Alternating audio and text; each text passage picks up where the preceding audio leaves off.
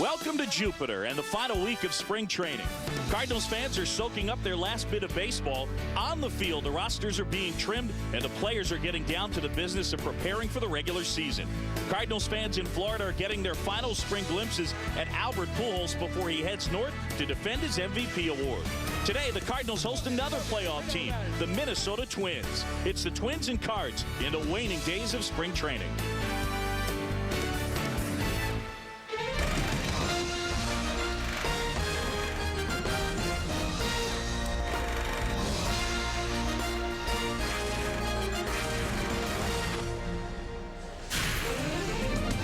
We welcome you to Roger Dean Stadium here in Jupiter, Florida. Grapefruit League Baseball as the Twins will hook up with the St. Louis Cardinals.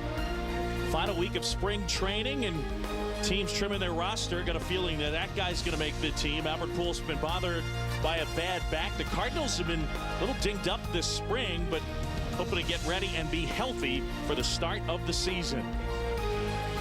Got a lot to get to on our broadcasts, including Joe Mauer and his brand new contract. The Twins with a potent lineup featuring Justin Morneau. As well, we'll give you a preview of Target Field, the new home of the Minnesota Twins. We'll update you on the Cardinals and as well the health of catcher Yadier Molina. Plus, we'll look at storylines of the spring, including one rookie who is making a big-time impact. Twins and Cards coming up. Back with more after this.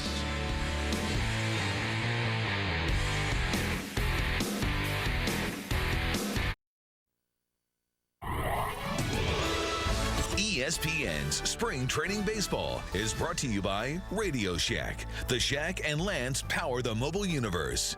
Pizza Hut. Get any pizza, any size, any crust, and any toppings for one incredible price. Priceline, home of the big deal. And T. Rowe Price. Understanding the connections of today's complex global economy. Invest with confidence. Back here in Jupiter, Florida, as we get ready for spring training baseball. John Sciambi and Buck Showalter with you. The Twins and the Cardinals coming up. A little bit of a delayed start due to some rain in the area, sprinkling ever so slightly right now as the kids out there watching the game on the berm. Cardinals, of course, an outstanding year last year, finished first in the Central. The Twins, meanwhile, had to go down to the final game of the year, and Buck, that's gotten to be a habit for them, that playoff game situation for back-to-back seasons. What a game it was. It eventually, in 12 innings, they beat the Tigers, and I'm sure Ron Gardenhire would like it to end maybe a little sooner than game 163 this year. Well, we're in that stage of the year where it's what have you done for me lately? Whatever happened last year. You know, there's a real feel-good with the Twins because moving into the new stadium, they've made some great moves in the offseason that we'll talk about, but it's that time of year where spring training takes on a lot more serious note. Yeah, we got a lot of stuff to get into. We'll examine the Twins' chances this year in the Central. Last year, the Twins a furious finish. Game 163, and the Twins completing their playoff run thanks to Alexi Casilla. He singled off Fernando Rodney, scored Carlos Gomez, and the Twins beat the Tigers 6-5, advancing to the American League Division Series against the Yankees, where they were swept the year prior. They had lost the one-game playoff to Ozzie Guillen and the Chicago White Sox. For the Twins to get to that point last year, though, a furious finish, no question about it. They finished the year 31-14 from August 18th on, and that was the best record in the majors. So both these teams strong finishes to the regular season and then promptly swept in the postseason. Any correlation there in terms of how you're playing at the end of the year? Because for both of these teams last year, didn't really tie together that they finished so strongly and then both swept. Well, it says a lot for your leadership to understand where the end game is. You know, so many times there's a snowball by what you do the first month of the season, and people who've been in the arena understand how long the season is. It's the most challenging sport, I think, because you play every day for 7 to 8 months to have a chance to roll the dice in October. And I think it says a lot about the leadership and the way they keep their eye on the prize. Two of the best managers in the game, and Ron Gardenhire's lineup for today will go this way. Denard Span will lead things off. He's going to be the DH, followed by Nick Punto, Delman Young, Brandon Harris, Juan Cortez, Brock Peterson, Drew Butera, Alexi Casilla, and Mark Dolitz. Delman Young came to camp about 30 pounds lighter. Very happy with the shape that he's in. Obviously, during the regular season, a lineup that's loaded with Mauer and Morneau and Jason Kubel, not to mention Michael Kadire. Last year, the Twins 4th in the American League in runs scored. It is a very good offensive team. They will go up against the left-hander Jaime Garcia today, and Garcia came to camp coming off Tommy John surgery, and a left-hander trying to make the team as the 5th starter. And Buck, right now, it looks like he has. Well, you would not like to throw out everything he's done to this point, regardless how he pitches. You know, going into this start, he's basically won that spot. You don't want to be in a position as a major league club depending on 3 or 4 young, unproven players. He's in that rocking chair position right now, the perfect spot for a young, unproven pitcher at this level to be the 5th starter. You know, the good thing is he overcame some things, made them feel a lot better about his physical status by pitching some last year. So, you know, I think they feel a lot better about his health. Only 37 2/3 innings thrown in 2009, all at the minor league level. He did pitch at the big league level in 2008. But from a manager's standpoint, in spring training, in a spot like this, what are you looking for? Is it simply results-based, or will you sit there and watch a guy throw and look at him executing his pitches and push results to the side? Well, that's a great point, John, because spring training is one of the great foolers. I had a great scout tell me a long time ago, never judge a player in the spring or the fall. Like today, we've got slight breeze blowing out. A guy can give up 6 or 7 runs and have a good outing. He can pitch 5 or 6 shutout innings and have a poor outing because of the conditions. You know, today we got a pretty similar, pretty normal day weather-wise. So, you know, what's tough for him is he's probably saying in the back of his mind, if he struggles, are they going to throw out all the good outings I've had up to this point? I doubt that. I think that if he's healthy, he's going to be their starter. Yeah, he's competed with Rich Hill and Kyle McClellan for that 5th spot. We'll see both those guys today. How about the defense in back of Jaime Garcia for this afternoon's game here in Jupiter?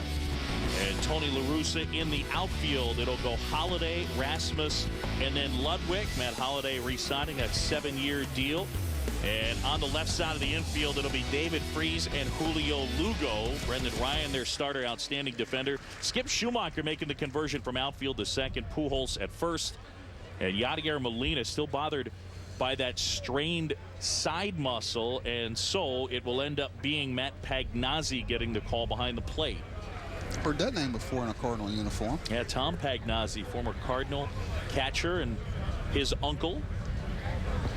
Cardinals have really been banged up. Pretty much everybody in what would be considered their regular 8 has sustained some type of injury this spring. Got to be a little scary for Tony La Russa as Pagnazzi gets the call. And we're ready to go. Span digs in.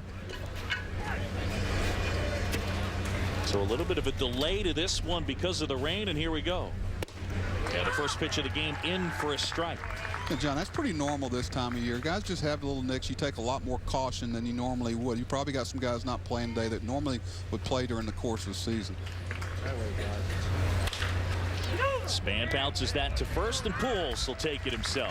I tell you, seeing the lineups today brought a smile on my face. So many times with weather like this and a wet field and what have you, you'll see guys like Pujols or Holiday come out of the game and, you know, walk in and say, you know, I'm not sure about playing on a wet field. It just tells you something about these two guys. It also tells you what time of year we're in. They're trying to lock this thing in. You know, the bell's right around the corner, and they don't want to miss any opportunities to get locked in. Well, how concerned would you normally be in a spot like this with weather? Well, I think mostly with the outfield. The field's dry. You know, they've had the tarp on it. It's not really an issue in the infield. I think it might be an issue in the outfield. Now, if it starts raining during the course of the game, you may see some changes made in the lineups very quickly. Nick Punto up here, switch hitting infielder. Punto, outstanding defensive player, one of those rare guys that'll give you plus defense at second, short, and third, starting at third today. And to the right side where Schumacher handles the chance. Well, you got a strike thrower right out of the chute. You got ground balls right out of the chute. And believe me, guys, when some weather around here, the players that are playing behind him like it too. And that's why you can see why they like him so much. You got a lot of late life. He attacks the strike zone. So many times when guys come to the big leagues, they get a fear of the barrel of the bat. They start giving hitters more credit. You know, quality pitches up here get people out. Mistakes don't get missed as much. Delman Young climbs in with 2 away. Garcia fires. And that one at 91. Jaime Garcia, 23 years old.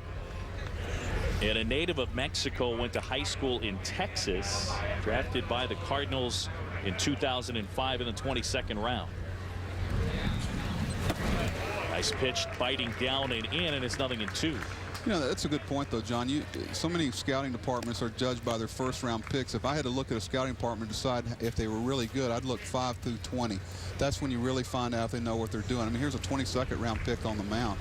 You know, the first-round picks jump out at you. You know, when we drafted Derek Jeter, #1, I got to tell you, that didn't take a whole lot to take Derek Jeter in the first round, quite frankly. Right. But, you know, that 5 through 15 and 20 is where you really find out how good your scouts are, and Minnesota's done such a great job. We've got a lot of homegrown talent with the Cardinals here, too. A 13th round pick worked out pretty well for the St. Louis Cardinals with Albert Pujols. Pagnazzi, nice stop. And the count even up 2-2 on Delman Young. Buck, this is going to be one of the better offenses in the American League, the Minnesota Twins. As long as they stay healthy. You know, if you ask every general manager this time of year, okay, what's the one thing you want to see, this guy or that guy, they'll tell you, I want the health of my players so I can find out how good we are. Young lines that one to left. Delman Young, very aggressive hitter, does not walk very much, and so the on-base percentage usually a function of the batting average. It was a breaking ball, trying to go down and in. Delman Young's another guy that can reach another level offensively, potentially. You look at his numbers last year, I wouldn't say mediocre, but he's one of those guys that's almost a prisoner to his potential because everybody's always thinking he's going to do better, he's going to do more, he's going to do more. Hopefully this will be the year. He's surrounding himself with a lot of people that will take the focus off of him. It's a good situation for a hitter this year. Brendan Harris now, and rips that one up the middle. So after Garcia got spun and Punto quickly back-to-back hits, and 2 aboard with 2 out. Jaime Garcia, rated the #2 prospect in the organization by Baseball America, coming back from Tommy John surgery. That's kind of a whole hum thing at this point, right? I mean, it seems like everybody has it at some juncture. Well, you know, some of the scouting directors and farm directors will tell you, why don't we just do it all on all of them and get it over with? Because some of them actually come back better than they were before. I mean, let's face it, John, putting your arm over your head and jerking it down violently 100 times every 5th day is not how the good Lord intended us to use our arm. That's why the softball pitchers don't seem to ever have sore arms, and that's why our arms hang at our side instead of over our head, right? The 1-0 to Cortez, and that's in for a strike. Juan Cortez getting a start in right field. Of course, it'll be Michael Kadire out there for Ron Gardenhire when the regular season gets going. Kadire had a very good year last year. And that one ripped but foul. I imagine Mr. Kadire is going to be a little happy about not having to play that baggy anymore in right field. It'll be interesting to see how quickly they can adjust to this new ballpark. I know we're going to get into it, but you have to see whether it's going to be an initial advantage or disadvantage. They've been used to putting a club together for that AstroTurf field forever. I think there's a lot of people who'd like to push the plunger on that Metrodome one day. The 1-2, nice breaking ball. It's cut on and missed. Pagnazzi will throw him out, and that's the inning. 2 hits don't hurt. Albert Pujols coming up. No score. We go to the bottom of the first.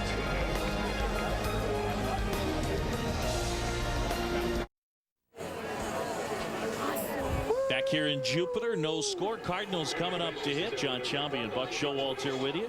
The Grapefruit League Baseball coming your way.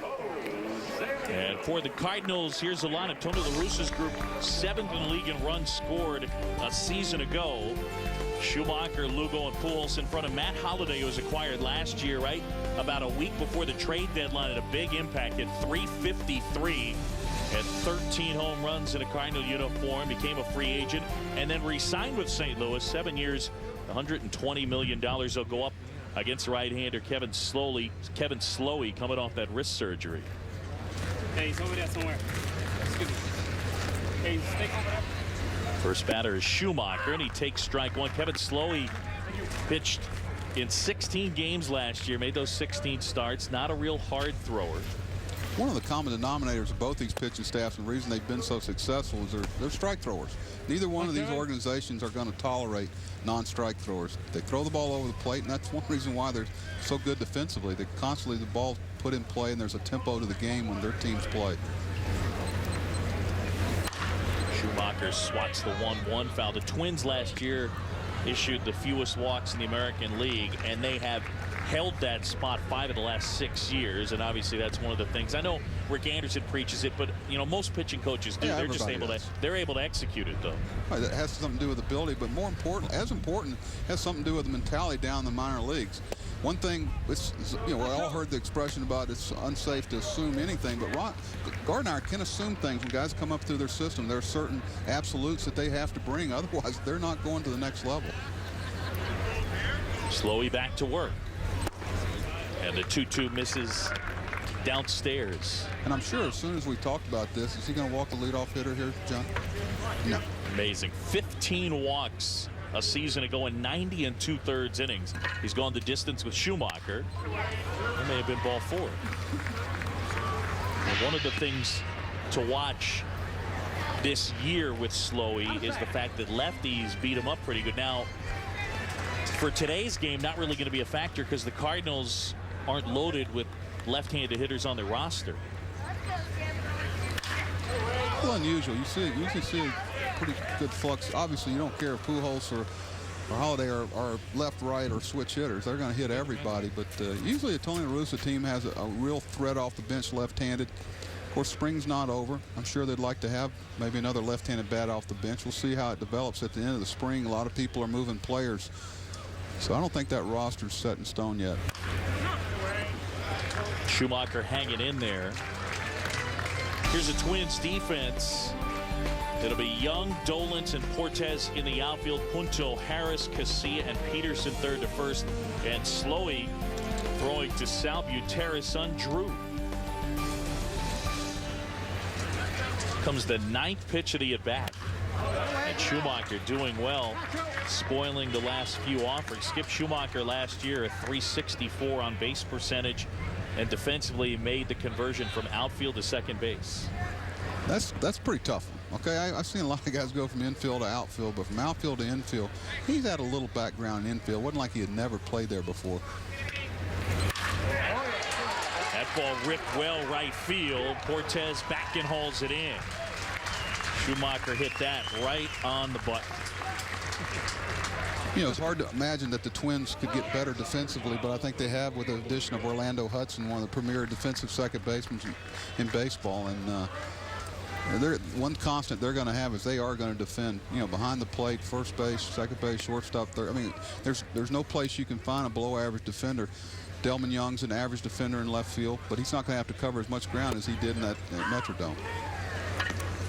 Denard Span making the move to center field full time. Last year played some in center, and in the minors he has, but they had a phenomenal defensive center fielder, Carlos Gomez, who will now be with the Brewers, left in that J.J. Hardy trade. Yeah, originally he was going to play center field today, and I think maybe the weather had a little something to do with it. Don't want to take a chance this late when you have an option to keep him, get his at-bats, but not put him in the outfield. Yeah, Mark Dolans was the DH, now in center. The 0-2 hit on the ground, and Harris spins and throws. Nice play, Brendan Harris. Yeah, I just love watching the Twins play, period. I don't make any bones about it. You know, here's a ground ball to shortstop. You see the second baseman breaking to back up first base. You see the catcher busting it down the line. We all know that's a good play up the field, up the infield glove side play. But all the other things that happen off the ball, the right fielder moving towards first base for a deflection, catcher going down the line, these are the things that they have to do, and they demand it of their players all through their system. So here's Albert now with 2 away. And ball 1 to the first baseman, who's been bothered by a back issue. Missed about a week with a strained back, had an MRI, an anti-inflammatory shot. And laces that one left field, hooking and sinking, and a nice grab there by Delman Young. Now, Pujols hit that one hard, but Slowey gets him 1, 2, 3, got some help defensively. First Brendan Harris, and right there, Delman Young.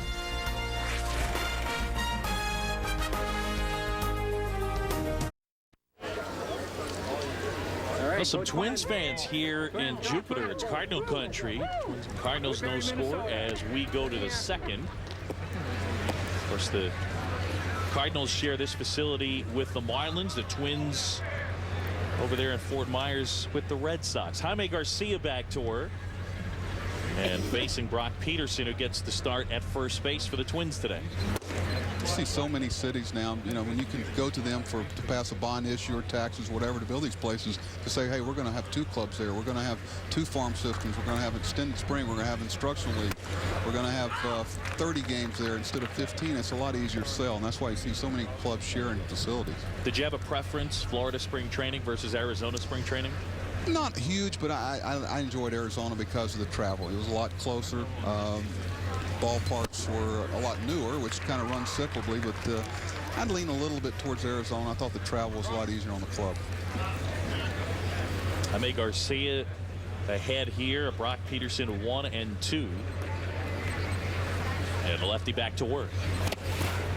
But, you know, the last time I was really in spring training, John, was 1938, I believe it was, somewhere around there. Right. In Florida. So there's, you know, now it's almost very close to even number of teams in both places.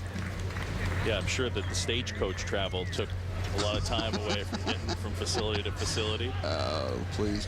Piling on now. Now the 2-2. And Peterson is single to center field. Well, the Twins, of course, in the news with that monster contract, Joe Mauer, who last year didn't play his first game of 2009 till May 1st. Quickly made up for lost time. He earned a Gold Glove, led the American League in average, on-base, slugging, and OPS. First catcher to lead the league in all 4 offensive categories in a single season. And the first catcher to win 3 batting titles. Got a chance to make it 3 consecutive batting titles this year. That's got to do that, Tony Gwynn. Well, it's obviously a great feel-good for the Minnesota fans and baseball in general to get Mauer signed there to play there. You know, once you get past the romance of it, so to speak, you know, you wonder, putting that much payroll on one guy, they probably had to make a decision somewhere between him and Santana. You know, the physical risk of a pitcher. You know, the age is so good for Mauer. You love the commitment to him off the field. Pujols over there, able to make the grab. And 1 up, 1 down. Mauer's contract, 8 years, $184 million. In terms of annual value, the 4th richest contract ever signed. Well, you know, when it kicks in, he'll be making close to 25% of their payroll. You know, they've already lost Nathan, and when you've got the type of money they have tied up in Mauer and Morneau and Nathan and Kadire, those guys got to stay on the field, but you also have to feel good about committing to them on and off the field. The thing about Mauer that he brings, you know, this guy makes between 100 and 200 decisions behind the plate, putting fingers down. You know, that's huge, because, you know, I can walk a guy in baseball and take you out of the game. I can't make you hit when the bases are loaded. In basketball, you hand the ball to LeBron James, go win it for us. In football, you hand it to your best running back or put the ball in the hands of your quarterback. Baseball, you can't make the ball be hit to your best defender. That's why it's the epitome of a team sport. You know, what Pujols and what Mauer bring defensively is what separates them and puts them in an elite category. Bouncer to short, that 8 up. Lopez, or Lugo, I should say, and they turn it nicely. Lugo to Schumacher to Albert Pujols, and that's the inning. Jaime Garcia gets some help from the defense. Julio Lugo flags it down. No score midway in the second.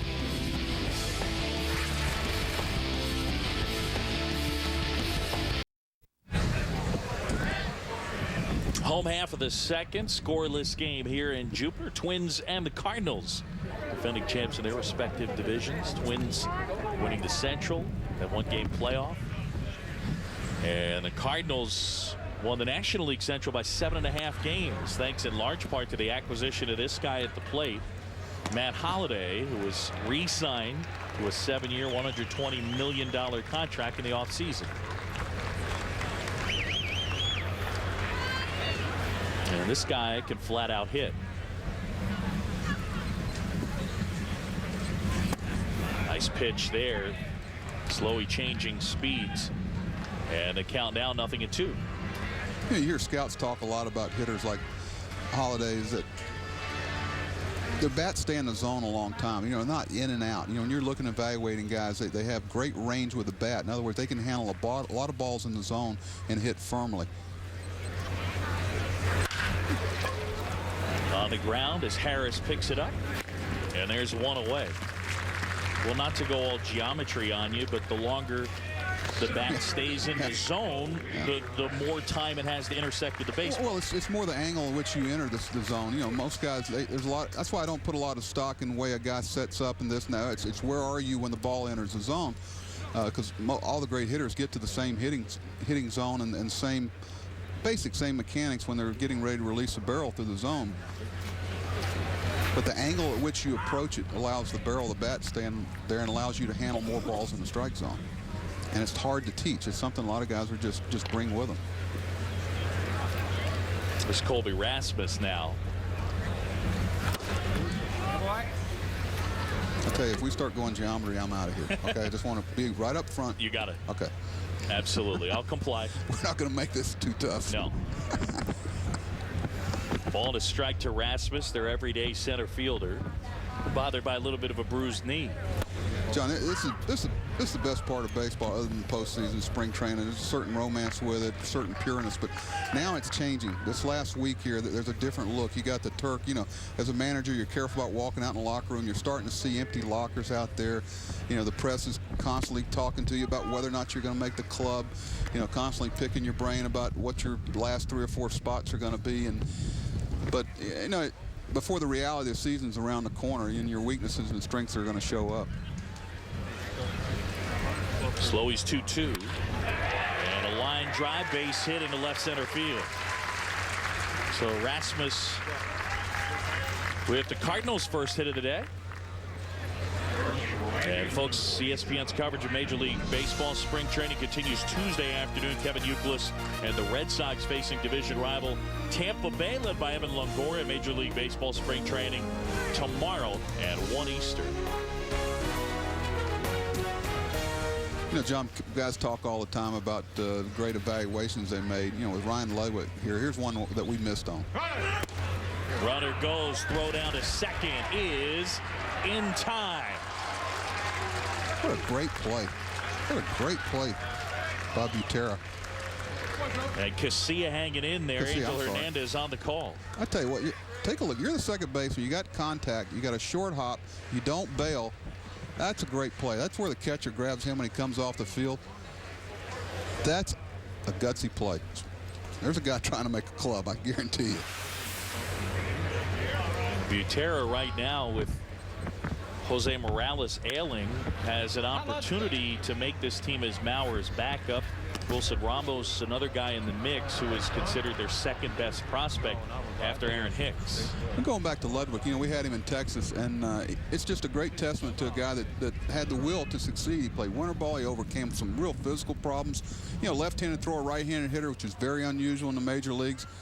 This guy hitting down in the order is a real threat, and he just kept playing, kept attacking it, and God bless him. I tell you what, you love to see guys like this succeed because he had a lot of people tell him no, and he got an opportunity and he took the most of it. Nothing was beneath him. You know, he's trying to get reestablished in the game, and it's a great lesson to everybody. Sometimes those guys 27 to 31 years old figure it out as long as they keep playing. They have the right makeup for it.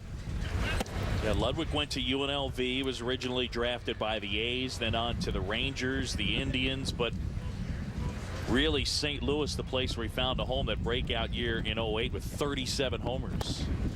And a good eye there to lay off that breaking ball. You know, sometimes we pigeonhole players too much. We look for a reason not to like them instead of a reason to like them. Well, how many left-handed throwers, right-handed hitters are there? Well, there's Ricky Henderson, and then, you know, there's some other examples. You know, Ludwig's an exception to the rule. That one driven to center field. Dolan's back some more at the wall, and it's out of here. Ludwig showing off the power, the wind blowing out a little bit. And the Cardinals jump out to a 1-0 lead.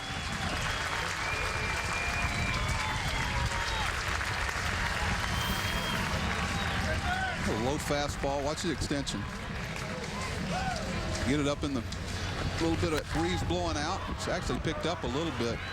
You know, and scouts describe Ryan Ludwig, the one constant, they call him a baseball player. You know, he loves to play. He's a guy that looks at box scores. He likes what he does for a living, and he's a lot of fun to have on a club. Here's the DH, Alan Craig. For the makeup of their roster, as we touched on, you got Rasmussen, Schumacher from the left side, Lopez a switch hitter, but it's a pretty right-handed dominant type of roster. Well, that's hard to find for organizations is right-handed power. That's why, you know, when the Cardinals have Ludwig and they have Pujols and they have Holiday, it's just a different. You got some advantage there because left-handed power is usually pretty easy to find for the most part, but right guys that can bring that power are something every club covets. You know, so many times we talk about pitch down, pitch down, pitch down. Ludwig's a good example that you don't want to pitch him down. He's a down hitter. You know, so many times everybody's always constantly say, get the ball down, get the ball down. Sometimes pitching down is not where you want to throw the ball. Alan Craig got a pitch up and laced it into right field. So the DH aboard with 2 outs. Yeah, the Cardinals up 1-0. It'll bring up David Freese. Kevin Slowey, you see him chatting with Drew Butera. Slowey coming off the wrist issue he had last year. He had wrist surgery to remove a bone chip. He also had 2 permanent screws put in his wrist. And a command type guy. He's been compared to Brad Radke, and they need him as a stabilizing type of guy in the middle to back end of their rotation. Well, the real challenge for the Twins this year is going to be their bullpen. You know, the one constant for them with their competitive years has been their bullpen, and not just Nathan at the end, but you know, guys before him. And what they end up doing, you know, sounds like they're going to do committee. I still in the back of my mind are waiting to see if they're going to do something with Liriano maybe there. I tell you, a left-handed closer, that's the utopia that every manager hopes for, because you can negate those left-handed bats late in the game. You know, they'd rather not do that. Ball and a strike now to Freese. Gardenhire basically saying right now that they will go by committee and that Liriano's going to be their 5th starter. Francisco Liriano, a season and a half removed from Tommy John surgery. You know, they talk about John Rauch, you know, and that's fine. He may be able to do the job and help them there, but you know, until you've closed for a contending team, you know, especially in September and August, and where you're constantly under that scrutiny, and the ability to pitch 3 days in a row, and that's where the committee gets in trouble, because a lot of those guys aren't used to that type of load. Now the 1-2. And that's right through there. Freese down on strikes. And that's the inning. Cardinals come up with 3 hits, but the big hit off the bat of Ryan Ludwig. 22 homers a season ago and a drive to center. And the Cardinals on the board first. It's 1-0.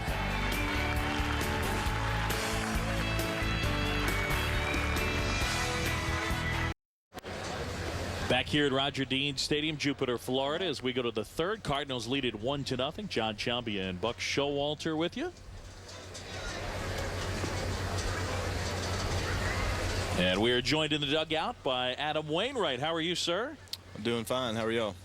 Very well. And spring training, this is the time of year or time of spring training where it begins to wind down. Are you antsy to break camp? I am very antsy to break camp. Yeah, I got to iron a few more things out with my delivery and pitches and stuff, and just continue to try to be more consistent every time I go out there. But I am ready to get to St. Louis, no doubt. Do you care about results during spring training? A little bit. I mean, you got to a little bit. I mean, you know, it's at the same time you're trying to go out there and get your work in, but you know, the hitters will tell you how your pitches are and what you need to improve on a lot of times. And you know, sometimes you may think you're a little better than you are. You may think you're a little worse than you are. You go out there, you face hitters, and they'll tell you. Adam, do you have any sympathy? You know, this time of year, you know you're going to be on this club. You know you're going to be one of the starting pitchers. And you've been to camps before where you're looking over your shoulder this time of year. Am I going to make the club? Am I going to get sent down? And you see some of the young pitchers like your starter, Dave Garcia, who's not 100% sure yet. Do you have some empathy for what they're going through? Yeah, completely I do. You know, it's this guy on the mound right today, Jaime Garcia, is very, very talented. Going to surprise a lot of people this year. I don't want to give the scouting report on him too much, because I want everybody to go in there and think they got it made. But Jaime is it's going to be very good. You know, he's if he's our fifth guy, we got a good chance, no doubt about it. So I've been there before. You know, you come into camp, you know you're battling. You know, you know you're battling for a spot. You go out there, you just got to compete every time like it's the last game of the World Series. Denard Span stands in, grounded to first his first time. Joined by Adam Wainwright down in the dugout, finished third in the Cy Young voting last year. And I know after the great year you had to be disappointing the way the playoffs ended for you guys last year. Is that motivation for 2010? It is. I mean, it's motivation. At the same time, that was last year. You know, I mean, we learned a good lesson there. We were you know, not probably locked in as we should have been going into that series. We were very, very talented. We had all the pieces in place, and you know, we just got out there and we got outplayed, really. I mean, the Dodgers played a better game than us for 3 games in a row. So do I think that we should have won that series? Of course. I'm probably a little biased, but I really believe we had a better team. But that was last year. This is a new year. We're going to go into this season with some confidence. We got Matt Holliday back and some good new additions to our pitching staff. We're going to be a very, very tough team to beat. We're just looking forward to getting up there to St. Louis and throwing the pigskin around, hanging out together, you know, bonding as a team. We're ready to go, man. The lefty Jaime Garcia back to work, and a roller to the right side that Schumacher handles. And there's 2 away. Adam Wainwright with us down in the dugout. Brilliant year in 2009. 34 starts, won 19 games, and a sparkling ERA at 2.63, over 230 innings of work, and 3 years as a starting pitcher, now 46 and 24 as a career record. Adam, go back to the year you guys won the World Series. You were forced to close because of the injury to Jason Isringhausen. How much did that help your development, or did it have anything to do with your development as a starter? It definitely helped a lot. You know, I started a lot. That was the only thing I did in the minor leagues, so I knew a little bit about starting. But I learned a lot of valuable lessons in the bullpen.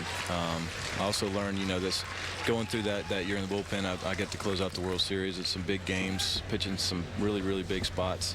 There's really nothing that I can get myself into now that I haven't been in. You know, I was a part of a bases loaded bottom of the 9th, game 7, 2 outs. You know, you win, you go to the World Series. You don't, you lose. I was pitching on the mound for that, so I can always pull on moments like that when I get in tough jams and realize it's been tougher before. So there was lessons learned. You attack hitters, you know, out of the bullpen, and I try to take that bullpen mindset out there and pitch every inning like that. Cardinals up 1-0 in this game on a Ludwig home run. Adam, thanks so much for stopping by. We really appreciate you joining us. Good luck this season. Thank you very much. Thanks for having me, and y'all have a good year. We will. Adam Wainwright, one of the top starters in the National League a season ago, and expected to be really part of one of the best 1-2s in all of baseball this season. You know, John, when a left-hander comes up to the big leagues, there's 2 questions you ask the people that worked with him behind him. One, how's he going to get right-hand hitters out? Because the left-handed prospects stay in the lineup in the minor leagues, and he's usually going to have the stuff to have success against them. Is how he gets right-hand hitters out, because he may see 8 or 9 of them up here. Another thing is how he holds runners, because once they find that you have a challenge there at all, they are going to exploit it, because the coaching and advanced scouting and what have you. So that's going to be one of the things that Garcia is going to have to deal with. There's some unknown about him from the other teams about what kind of move he's got, what type of times he has to the plate. You know, his ability to hold runners is going to be a big factor for a left-handed pitcher, not only at first base but at second base, because guys love to steal third base off left-handed pitchers. Bounding ball up the middle, that'll get through for a base hit. Until aggressive turnaround second, and with 2 outs, back-to-back hits. Jaime Garcia, the favorite right now for the 5th starter spot with the Cardinals. He pitched only 37 2/3 innings last year in the minors. He's 23 years old, coming off Tommy John surgery. I'd have to think, and this is a problem that they'll worry about when they get there, but you're going to have to monitor his innings a little bit as well, aren't you? Well, to some extent. You know, you look at his track record in minor leagues, what's the most innings he's pitched, what's the biggest increment jump he's had. I think the increment jumps in innings are more important than the number of innings, and you know, where the surgery plays in that. And that's why I thought it was so important for him to throw some innings competitively last year and have some success to get that unknown out of the back of his mind. That, you know, he knows he's healthy, he knows he's over the hump physically, and because of him being in a fifth spot, if he's there and the other pitchers that they bring, they're going to be able to protect him. He's in a perfect situation to break in a young pitcher. Brendan Harris up here getting to start at shortstop today. They'll have J.J. Hardy playing there every day. That one sliced to right. Ludwig racing over. Can't get it. That's going to roll all the way to the wall. Puncho's going to come in to score. Young on his heels. And racing for third, Brendan Harris. It's a 2-run triple. And the Twins lead 2-1.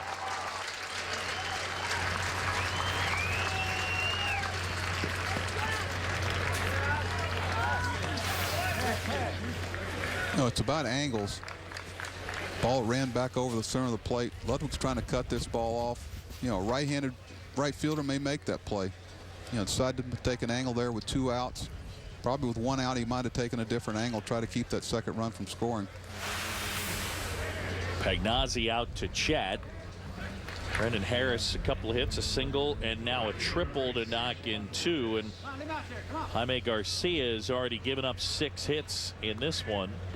And the Twins lead it by a run. You know, John, I'm not saying Minnesota's the only team that plays this way, but you think about their day. You know, they see the weather report last night. They're wondering if they're going to play. They're over in Fort Myers. Do we get on the bus? Do we not get on the bus? Now we're on the bus. We're over here. They're rained out of batting practice, everything before. And there's such a lure to come in and not show up and not be ready to play from the first inning. But that just doesn't happen. There's a mentality that they demanded, and that's why the good clubs are so consistent with their coaching staff, their managers, their player development people. There's certain expectations and a given for their players when they put on that uniform, and it can be done. It's not their fault. It's your fault if you don't hold them to it. And, you know, Ronnie and all their people hold them to it, and it's part of being a Minnesota Twin player. When they choose to surround themselves with people like Kadire and Mauer and Morneau and those guys, and they're very protective of who they let add to that organization, whether it's an Orlando Hudson and you see some guys go in there and you know they're not going to be there very long because they're not willing to bring that. It was raining cats and dogs all over the area this morning. The Twins really waited to the last possible moment to get on the bus to get over here. You talked about the players. You didn't use the word, but maybe coming out flat in a spot like this. Right. What about the managers? The managers ever flat? No, we don't have. We don't have that option. That is a non-option. You know, and sometimes, if anything, you got to tone it back a little bit because sometimes your guys will look at you and like, hey, give it a rest, will you? It's a hard game to play, and I think great coaches and managers I've seen, first of all, they like players. They like players. They like baseball players. And the other thing is they realize how tough the game is to play and how bad they all were on a given day. Once you don't realize that, because we all have bad days, whether you played 10 years or 2 years, you got to realize that this is a tough game to play. Garcia already up to 42 pitches. Ron Gardenhire is going to join us at the end of this inning. And Cortez swings and misses. That's that. But the damage done. Brendan Harris, a 2-run triple. And the Twins have taken a 2-1 advantage. Now, folks, a reminder, ESPN delivers opening night of the Major League Baseball season. Sunday night, Derek Jeter leading the defending champs into Fenway Park to take on Kevin Youkilis and the Boston Red Sox. Coverage starts at 7 Eastern with baseball tonight. Yankees Red Sox on ESPN's opening night Sunday at 8 Eastern. We go down to the third base dugout here at Roger Dean Stadium in Jupiter, Florida, and joined by the skipper of the Minnesota Twins, Ron Gardenhire. Soggy day, and I'm sure the bus ride over, you guys wondering if you're going to get this thing in? Nah, heck, we were watching a good movie. We're doing fine. You know, we want to get our pitching going, and slowly, I lost. Can't hear anything. All right, might have a little technical issue there with technical problems. A little technical. Don't worry about it. I can't hear. Everything's going fine. We need Slowy to work. Bingo, bango. Can't hear. All right, we'll see if we can fix Ron Gardenhire's headset and reconnect with him. But You already got the breakdown right there. They need Slowey to throw. Bingo, bango. Well, basically, you got Guardian in one sentence there. Hey, here it is. Black and white, bingo, Right. bango, post up, play hard, show up on time. It ain't that complicated, John, all right? Play the game. Uh-huh. Let's go. And it's amazing some people can't do that. But, I try not to get too positive on them. They've got challenges, too, like everybody else. But they understand, more importantly, who they are. All right, I think we've fixed our technical problem. I believe bingo bango was the last thing you said there, Ron Gardenhire. How has Slowey looked so far to you today? He's doing fine. You know what? He's kind of like a scientist out there. We lost it again. No, we lost Toast. Nothing. Lost his headset one more time. I got to tell you, John, I think he may be doing that on purpose. I think he's pulling the plug back and forth. All right, well, we're going to find out about that. And we will get Ron Gardenhire if he's doing that to us on purpose for sure. Kevin Slowey, the 25-year-old, grew up in Pittsburgh. Former second-round pick out of Winthrop University. All right, Guardy, are you messing with us, or everything okay down there? You know what? I'm not messing with you, but this sounds like, my TV back when I grew up. Yeah.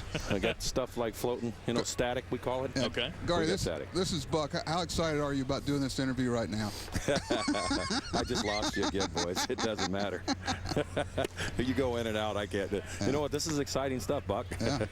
It's that time of year, the little different look on guys' faces. Yeah. You got the turkey. There's empty lockers showing up. Everybody's trying to see if their dream's going to continue. And some of the romance of spring training is kind of going away, isn't it? Yeah, guys are getting excited. It's about time. Going to go up, play a couple exhibition games up in Minnesota, and we'll see what happens. What do you hear about I know they played a college game at the new ballpark, and everybody keeps talking about the weather. I know the people in Minnesota don't want to hear it, but do you think you're going to lose any type of advantage playing at this ballpark? I know it's yet to be determined. I can't hear a word you're saying, but you know what? The weather up there, we don't worry about it. You know what?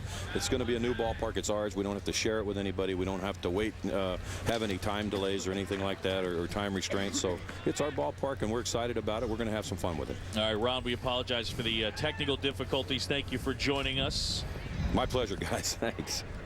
The skipper of the Twins had a little headset trouble down there. 2-1 game here at Roger Dean Stadium in Jupiter. John Shambi and Buck Showalter with you. Well, what do you think? Do you think they will lose some type of home field advantage by moving to the outdoor park? Well, the way they play the game plays in any ballpark. Okay, they defend, they throw it over the plate, and they've added some good offensive guys. They also obviously have two of the better players in the American League. I don't think it's going to be anything. There's going to be some adjustments for them to a new ballpark like it is, but that'll be very quick.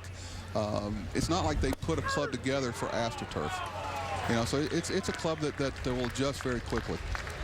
Now Target Field, after 20 seasons at Metropolitan Stadium, 28 seasons at the Dome, the Twins finally play at a home built just for them. Target Field's going to seat a little over 39,000, 39,504, considered a pitcher-neutral park. They'll play their first games at Target Field Friday and Saturday against the Cardinals exhibition baseball. And they'll be unveiling statues of Twins legends Rod Carew and Harmon Killebrew during the series. It was Saturday they played Louisiana Tech at the University of Minnesota, and they got about 37,000 people into the park. And I saw a little video montage. The fans were just raving about the place.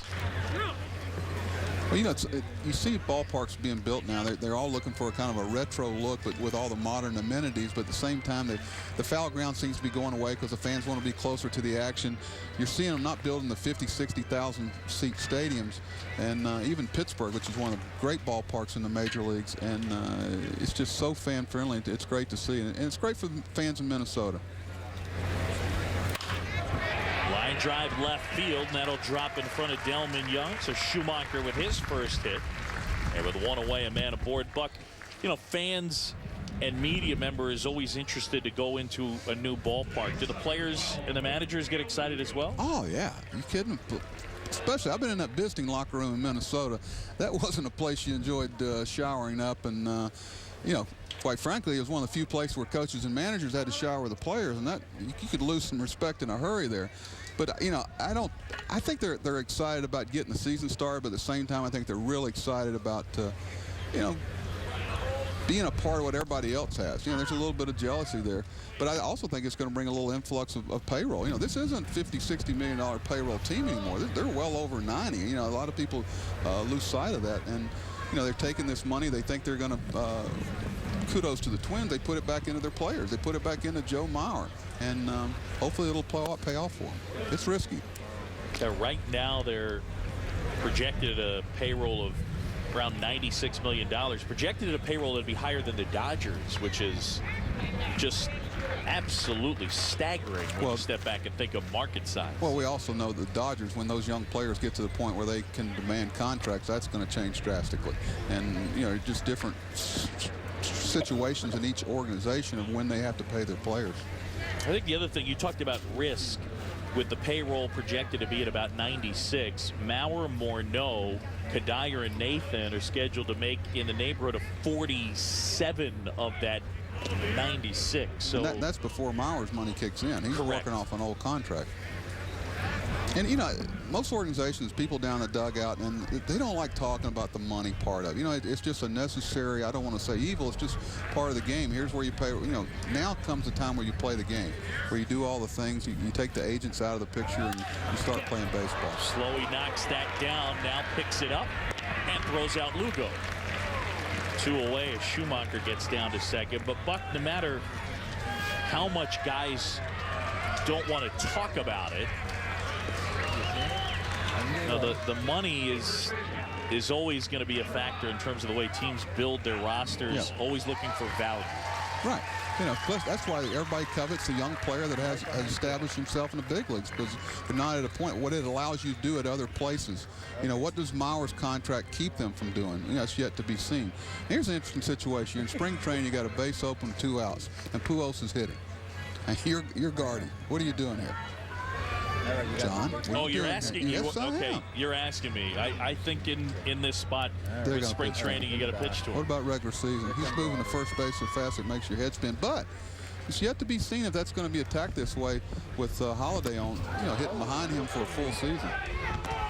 Well, the one thing that was interesting though last year, Albert's numbers with Holiday hitting behind him actually went down when Holiday joined the team, which is odd. They weren't bad by any stretch of the imagination, but they did go down, and it gets back to that whole idea of protection and whether that's real, because a lot of studies show that protection can be a myth at times. Yeah, I think it's a little overrated. I really do. I always have had, you know, and that was me. There are times, you know, it may keep you from walking somebody, but the way, you know, I always felt like you either told a pitcher to attack a guy or walk him, because once you tell a guy that you know, pitch around him, basically you're covering your rear as a manager. You know, let him have black or white. Which one? You want me to attack him and try to get him out, or do you want me to walk him? Which one? Do it or don't do it. Yeah, exactly. And I have a lot of trouble with guys that go out to the mound and go, all right, what do you want to do here? You know, let's be careful with this. You know, just, hey, if I leave you out there and say, let's go after him. Those are decisions that you have to make. Slowly back to work. And a curveball clips the corner a little bit up. I don't think Albert liked that call. And the count 1-2. Kevin Slowey today has given up a run on 4 hits. The only run, a wind-aided homer to center off the bat of Ryan Ludwig. Meanwhile, for the Twins, Brendan Harris, a 2-run triple, and that's where we are. Bottom of the 3rd. And that one driven in the air, left center field. That one way back, and forget it. Out of here. Albert Pujols has gone deep and given the Cardinals a 1-run lead. They should have walked him, huh, Buck? Well, I guarantee you he wouldn't have got an opportunity in the regular season, but, you know, Slowey's getting work, too.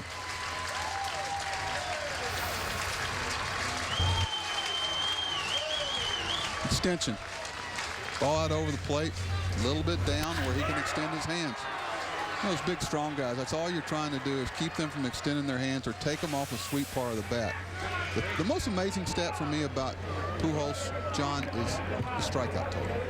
His strikeout. This guy doesn't strike out. I mean, this is a guy who his contact to damage ratio is off the charts. And most guys that have his statistics, you're going to see well over 100 strikeouts. That is remarkable that his season high in strikeouts, or should say career high 93, that was his first year. Besides that, he's never struck out more than 70 times. It's unbelievable. Holiday flies to deep right. That's the inning. But Pujols gets into one. Albert goes yard, and the Cardinals are on top as we go to the fourth.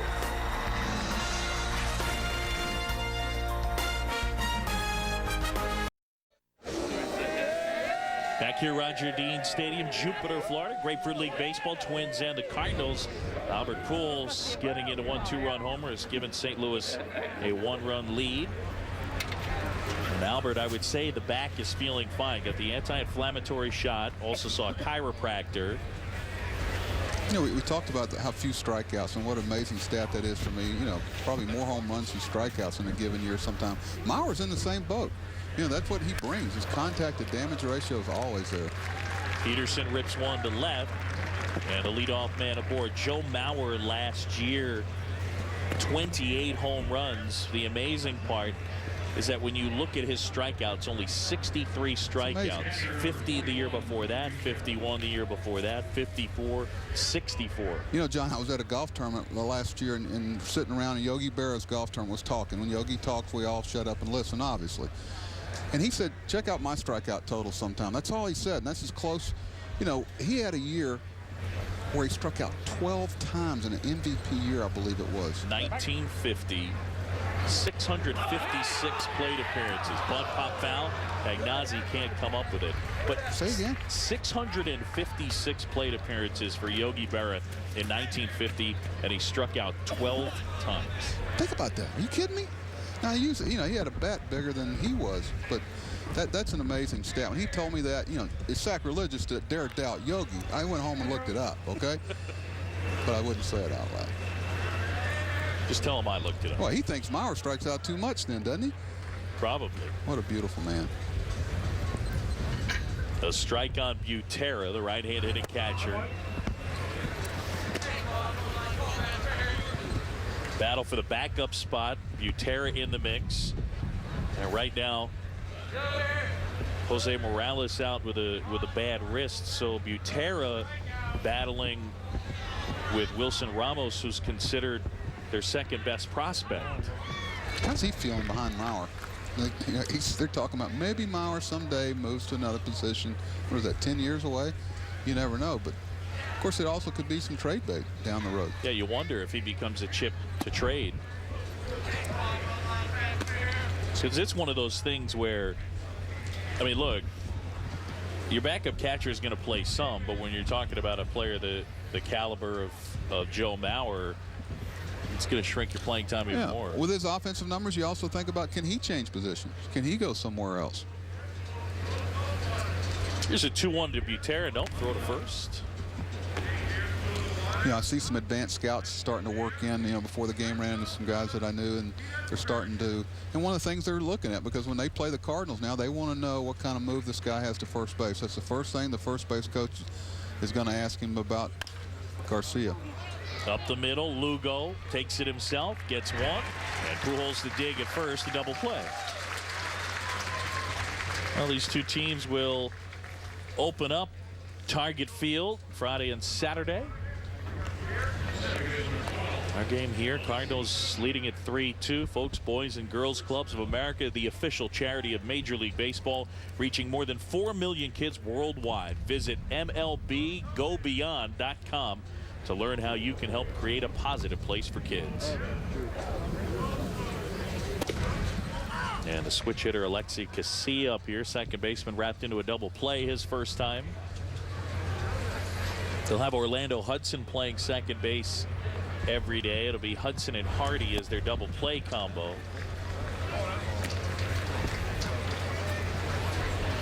You know, every time I see a switch hitter like him, you think about at what point did they decide to move him from both sides of the plate. I know we had Bernie Williams in the minor leagues at 17, 18 years old about making the decision to switch hitting, and how upset he got about it because he was really struggling left-handed, you know, for such a long time, and boy, really fought it. But now I think Bernie's pretty excited about it. But you know, one of the things you look at is, you know, you test eyes, make sure both eyes are strong, because when they turn around they got a dominant eye. But one thing I found, that this is going to sound crazy, but very few players can slide on both legs. You know, if you took all these guys on this field, you might find one guy that can slide on both legs. They're left-legged or right-legged. But Bernie could slide on both legs. And that was one thing I remember when we did sliding drills when he was 17, 18, seeing him slide on both legs, it kind of made me think, maybe this guy can do it. Plus, he could run like a deer. That didn't hurt either. Back to the mound, Casilla retired, and Garcia pitches around a leadoff single. We're midway in the fourth here in Jupiter. The Cardinals on top by a run. ESPN's Spring Training Baseball is brought to you by AT&T, a better 3G experience. And Lowe's. Experience. Lowe's. Let's build something together. Last half of inning number 4 here in Jupiter, Florida. Cardinals and the Twins, St. Louis by a run as Colby Rasmus starts it off. And Rasmus a single to left center his first time up. He'll start every day out there in center field. Cardinals a season ago 91 and 71. They've been in the playoffs 7 times in the last 10 years, including the World Championship in 2006. And one of the things, Buck, you look at with the Cardinals, their first 40 games, Buster Olney breaking down the schedules, only 11 of them against teams who finished over 500 last year. You know, and one of the keys that you have to be careful with is last year. You know, because teams change, they get on a roll. You'd rather face the teams that are struggling in a season late in the year, where it's kind of set in. You know, they don't know they're not good early on. They're the little engine that could. I'd rather face the poor teams later on. I'd rather face the better teams early on before they hit their stride. You're in a lot better situation to catch the Yankees or the Red Sox or the Phillies early in the year, struggling a little bit before they finally start playing to their talent level. So I don't consider that an advantage for the Cardinals. Rasmus pops it up. Harris camping under that one. Stumbles as he puts it away. So 1 up and 1 down, and with the bases clear, Ryan Ludwig will stand in. A home run his last time up, 22 a season ago. Got a little help with the win. The ball's right in his wheelhouse. You know, advance reports on Ludwig is you try to stay away from pitching him down. He's a down hitter, up hard, breaking ball away, right there. Nice pitch, Kevin. Oh, boy. You don't like anything that finishes down on him, especially a sinker. He'll wear a sinking ball pitcher out.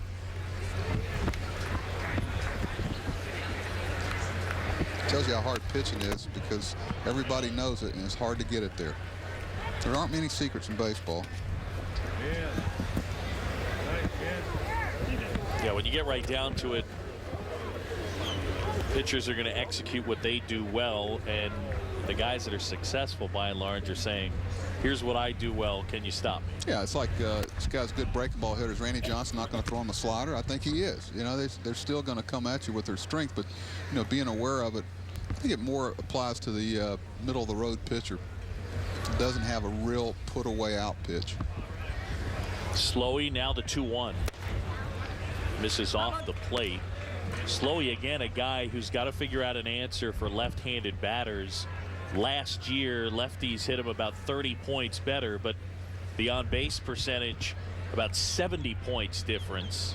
Just does not walk righties. Skied in the air left field. Young. Oh, the wind blew it away from him, and Ludwig will trot into second. And the wind really whipping here at Roger Dean Stadium. Yeah, it's picked up since the game started. You talk to outfielders and infielders. Playing spring training is a challenge. Look where this ball started out. Once he makes that move there. Usually, I tell you, it's actually a pretty good day for outfielders as far as the clouds. The worst thing is when you got a high sky with no clouds because you have no depth perception. Here you've got clouds today. I'm a little surprised that he didn't get closer to that ball in there, to be honest with you. Well, he stopped, which was sort of odd. Is he figured when he sort of camped himself under it for a moment that he had a beat on it. I'm not real sure about the sunglasses on a cloudy day. I'm sure Gardy isn't either. He won't be laughing like that in about 2 weeks, will he, John? I don't think so. Yeah. You know, he's probably saying something like he probably lost it in the roof at the Metrodome there. Not anymore. I'm excited to go check out Target Field. That will be a lot of fun. Always need to investigate the new parks. Alan Craig, the DH here, grounds that one up the middle. Harris showing off the range. Nice play. And a stretch at first. Yeah, defense, it's such a game of adjustment. The adjustment he made on this ball that came up late on him, yeah, it doesn't show up in a stat sheet. Those are things you see people trying to evaluate defense. Watch this ball come up at the end. Up. Now he made the adjustment to his bare hand. And that's what everybody trying, that's the big bugaboo now. People trying to evaluate fielding, defense, and for that matter, for me, base running. And to me, they really haven't been able to grasp a way to really quantify defense. Early on, we had Lugo playing way over in the hole, and the ball was hit. You know, it's normally an out with a shortstop, but, you know, because of where he was playing, he didn't make the play. And that has to figure into it, too. You have to look at where he's playing on your graph or pie chart, so to speak. Liner to second. And Casilla spears that one. And that's the inning. No runs a hit. One left. 4 in the books here at Roger Dean. And it's a 3-2 game.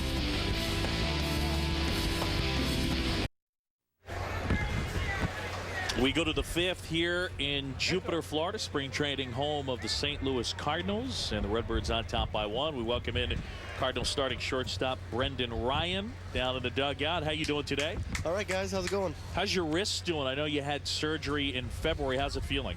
It's good. You know, it's still a little bit sore, but we're working with some healthy soreness, so that's the important thing. And getting in there, getting some innings under my belt, getting ready to go. What was last year like for you? The start of the year, they were looking at Khalil Green at shortstop, and you eventually got a chance to take over. What were the adjustments you had to make playing every single day? That was a fun challenge. I mean, you know, that's a dream to be out there every day and be out at shortstop on a big league team. So, you know, with Khalil, it was kind of a tough situation there, but you know, he was fully supportive, and I just wanted to pounce on the opportunity as much as possible.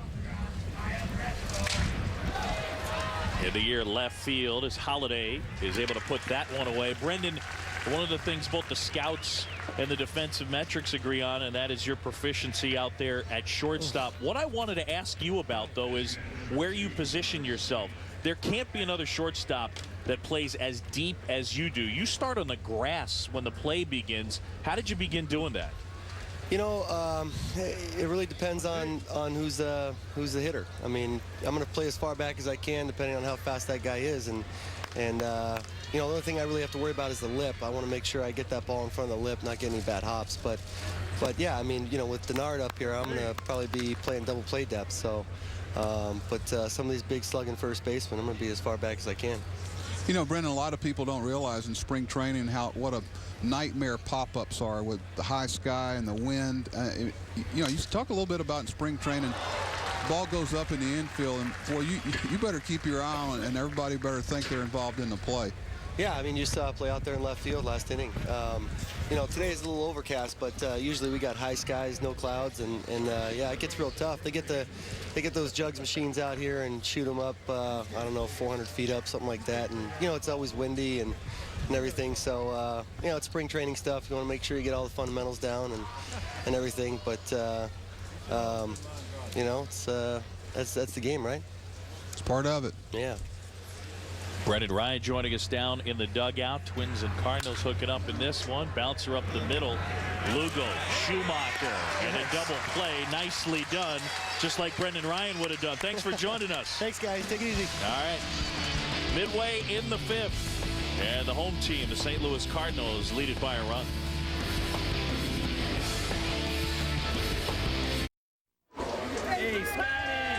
Bottom of the 5th here at Roger Dean Stadium. John Shelby, Buck Showalter.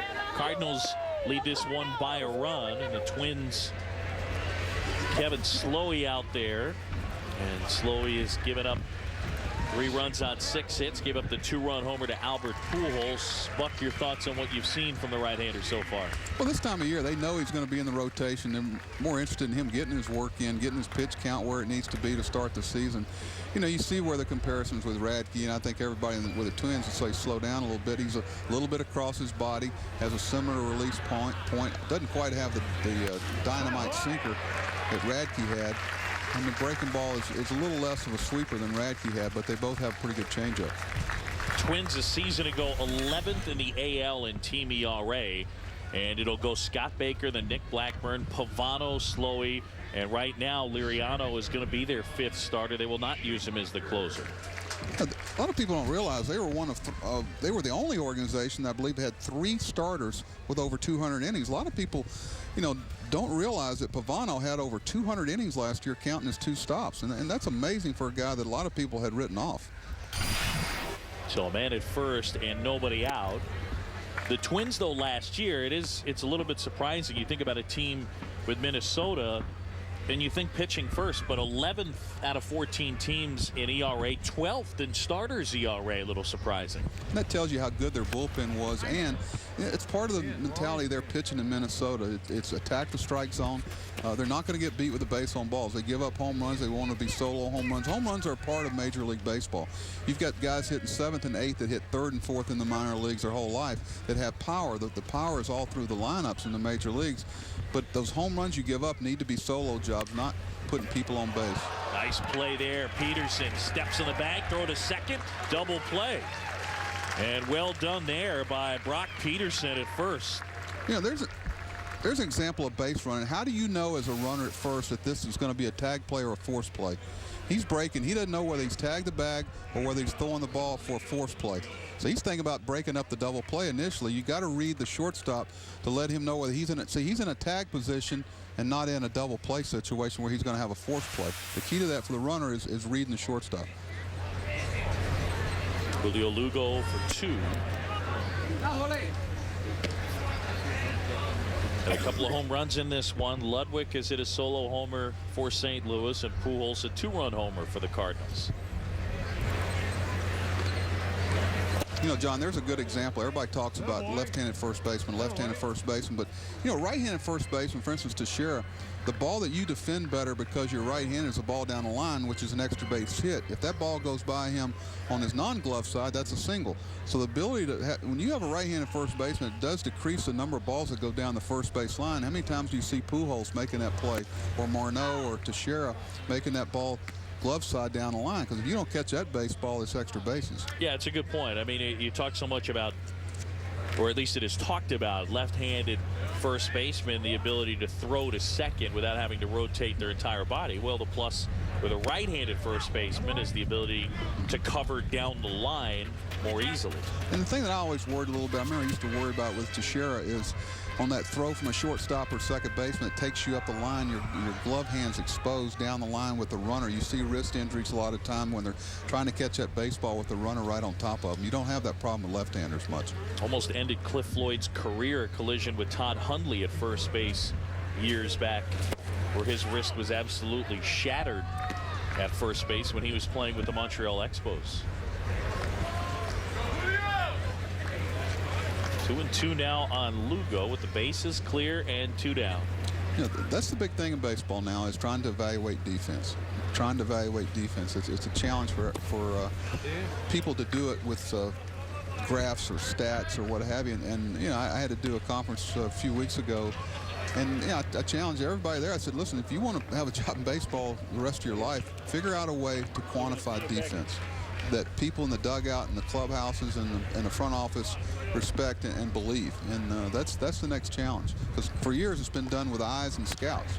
And you got to be careful, because you got to let those things verify your gut, not let your gut be developed by that. What aren't you sold on about the defensive stats? Well, there's so many conditions. Okay, the wind's blowing out here. Outfielders are going to be looked at differently. The throwing arm's going to be differently. People sitting up in stands that are graphing and charting all this, or do they look at where the guy's playing when the ball's hit? We had Lugo playing over in a hole, and the ball was hit up the middle. A fly ball to right. We'll do more on defensive evaluations coming up. We go to the 6th, and it's 3-2. ESPN's Spring Training Baseball is brought to you by GE, Imagination at Work, and Staples. That was easy. Back here, Jupiter, Florida, Roger Dean Stadium, spring training home of the St. Louis Cardinals and the Florida Marlins. Twins here in town for this one. And Delman Young leading it off, lifts that one in the air, right center field. Ludwig out there fighting the win and pulls it down. Delman Young, very aggressive, swings a ton. A 1 up and a 1 down on 1 pitch. Cardinals have been battling through a lot of injuries this spring. Ludwig just made that catch. He fouled a ball off of his shin recently. Tony La Russa's dealt with injuries to Holiday. He had an intercostal strain. The back thing with Pujols. But the one that is of concern, Yadier Molina, who the other day strained his side while running the bases against the Orioles. And they're wondering if he's going to be ready for opening day. You know, the one constant of a Dave Duncan, Tony La Russa team has been a catcher who can defend and can put down fingers. You know, they take the scout. I don't think anybody has a better advanced report on hitters' weaknesses than what Dave Duncan does. And I think that's what you throw out the mechanical and the workday and all the other stuff, but he always surrounds himself with people who can throw strikes and that can execute a game plan. And they always have a catcher, whether it's Mike Matheny for years there, whether it was Hasse and Steinbach over in Oakland. They always have the same type of catchers. You know, offense is just an added plus if you bring it. And they would really miss him if he wasn't able to post up for them. Now, Molina, one of the elite defensive catchers in all of baseball, and I mean, whatever he brings offensively is a plus. But one of the things that is interesting with him is he is a guy who has improved offensively since he first came into the league. I mean, last 3 years, last year 293, the year before that hit over 300. Nice play out there at short by Lugo. Mentioned that injury to Yadier Molina. Win over the Orioles, and he had to leave the game in the second inning with a strained right oblique. Injured right there, sliding into second base. And so we'll see how that affects him. But obviously a catcher spot where you're doing all that rotating and throwing. And that's such a hard injury to try to decide how long a guy's going to be out. And you're always going to err on the side of caution, because, you know, you'd rather wait on him for a couple of weeks than put him in a position where it's longer than that. That's one of the injuries that trainers very seldom can really give you a definitive idea how bad and how long it's going to be. Over the years, the medical terminology has gotten a little more complicated. The oblique strain for Yadier Molina, and calls into question whether he'll be ready for opening day. Now, back when you played, that was just the rib cage, right? Yeah, rib cage or a stiff back or lower side, and just hang with them. You guys didn't have obliques then, is basically the point. No, that muscle didn't exist.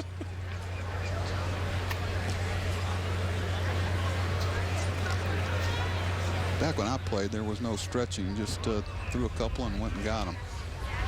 Not saying it was better then. I'm just, you know, we all confuse change with a lack of respect for tradition, so to speak. But, you know, these are the good old days, John. You know, we'll be talking about the hard-nosed players today compared to guys 10 or 15 years from now. You know, everybody's the best in their era.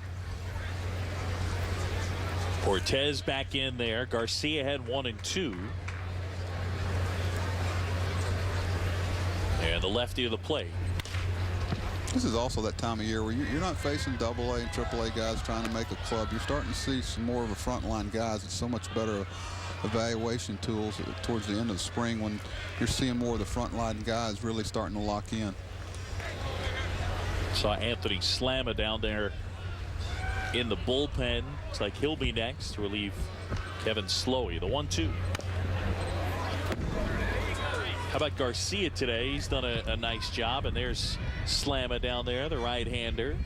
Has not made the team, but he's going to go with them to Minnesota. They need a couple extra pitchers. I'll tell you, if you can't make the team, that's a pretty good job right there. You know where you're headed, you know where you're going, and you're getting a little extra meal money there, Johnny. Now the 1-2. Freeze handles that one. Throw a little low. Nice dig by Pujols, picking that one out. And the Twins go 1-2-3. Albert coming up to hit. The Cardinals lead.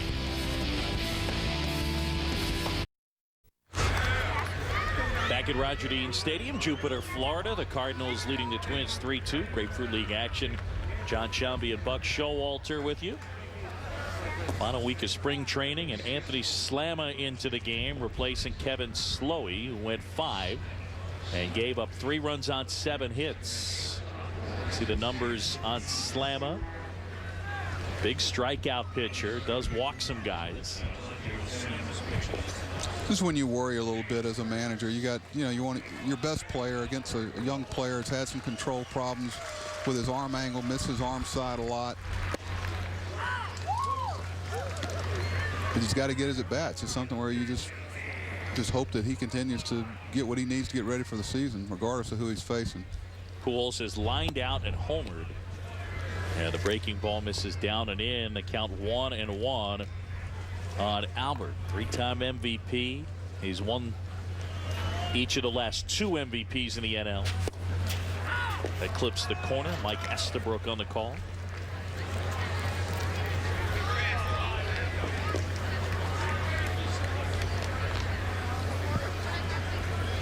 Slammer taking his time. Just missed there. Pujols last year a .443 on base percentage, .658 the slugging percentage. The 2-2.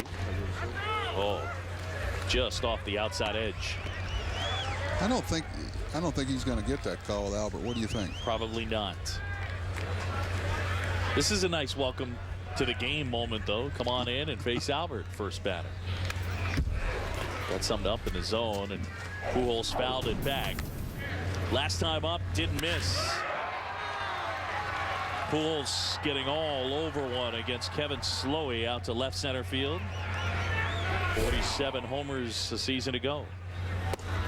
And that's ball 4, so a leadoff walk. And again, something the Twins do not do much of. Fewest walks issued in the American League a season ago.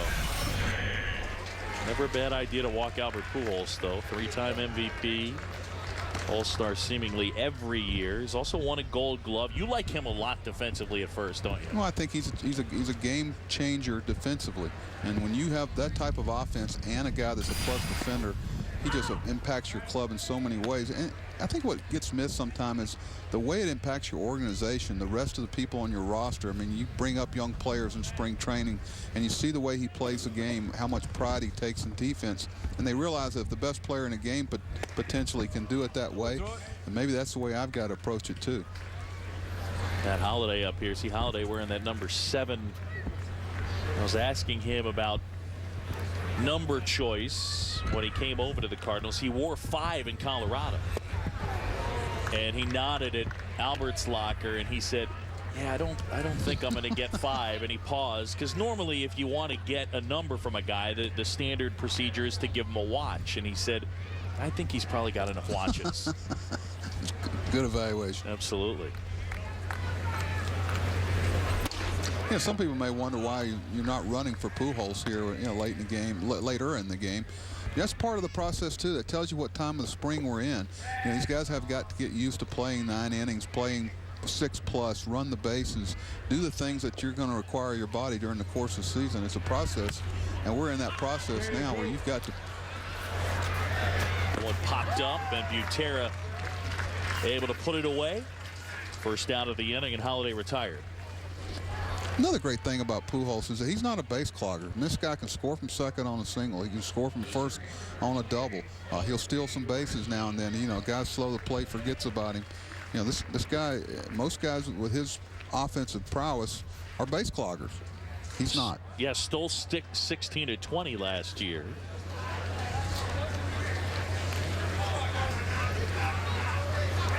And so Colby Rasmus will stand in, but yeah, 16 to 20. That'll work, huh? Well, it'll happen too, especially with Holiday there. As many breaking balls as he sees too.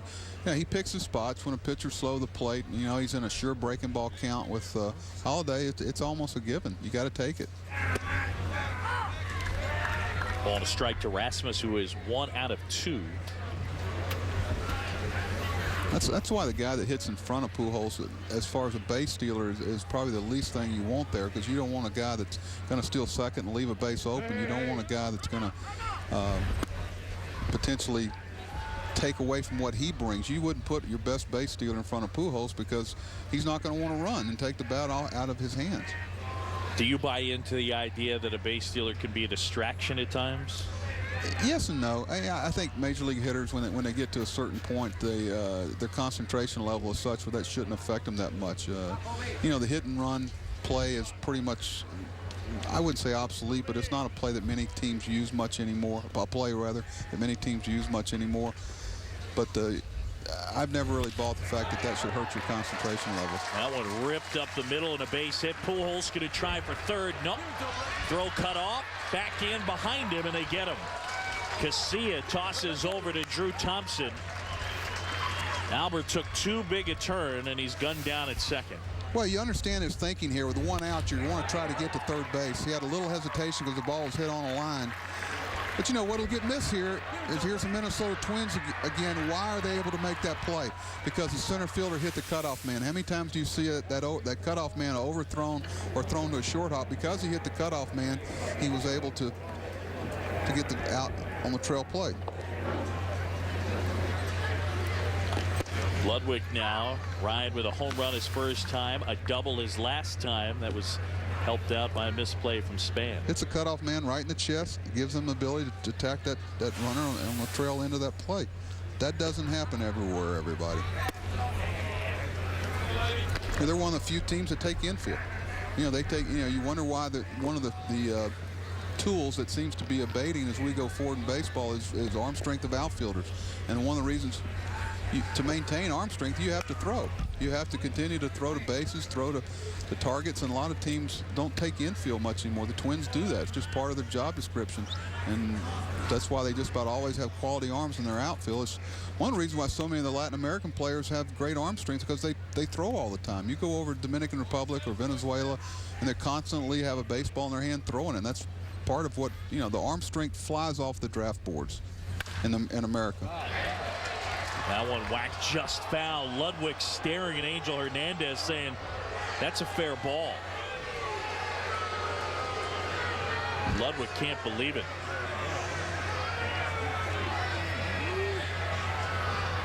Angel Hernandez on the call down there at first. Another example of spring training is Tony La Russa's not on the field, okay?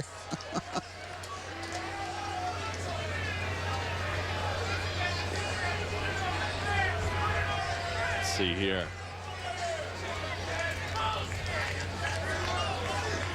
Wow. That's all I want to say.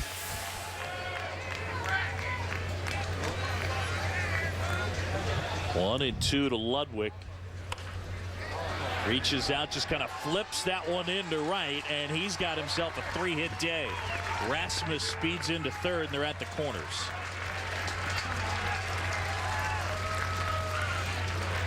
What? You should say he deserved that base hit. Absolutely. Wasn't pretty.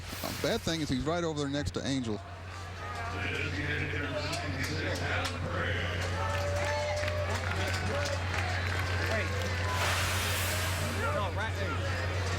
So Riley's at first and third. What do you think that conversation with Ryan is to first baseman? How fair was that ball? Don't say it real loud where Angel can hear, because Angel hears real well.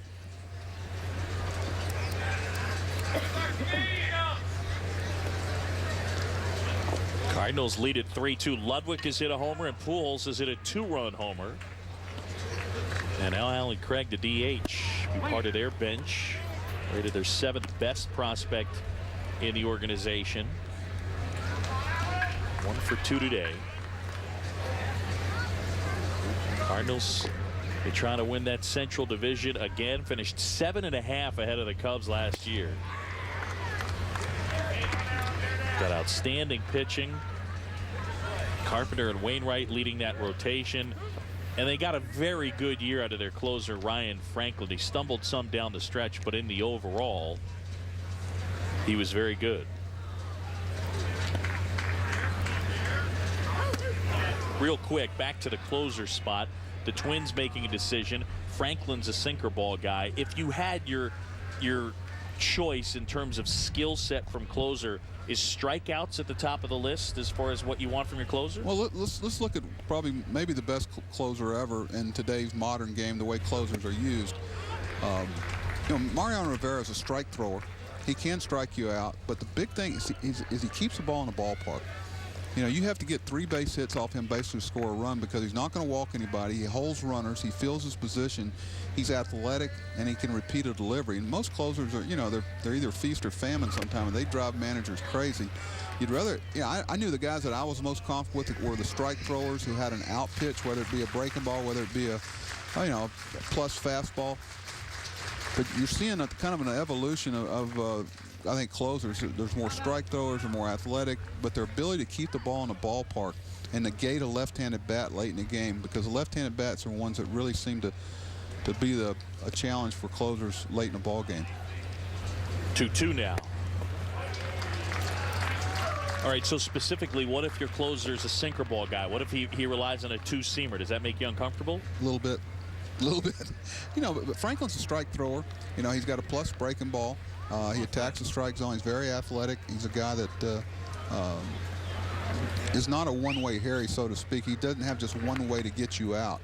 You know, some guys, they're just all one pitch, and you don't see that much anymore with closers. They have multiple pitches. Is that one-way Harry, I believe, a reference from Buck Showalter? We go to the top of the 7th in Jupiter. It's 3-2.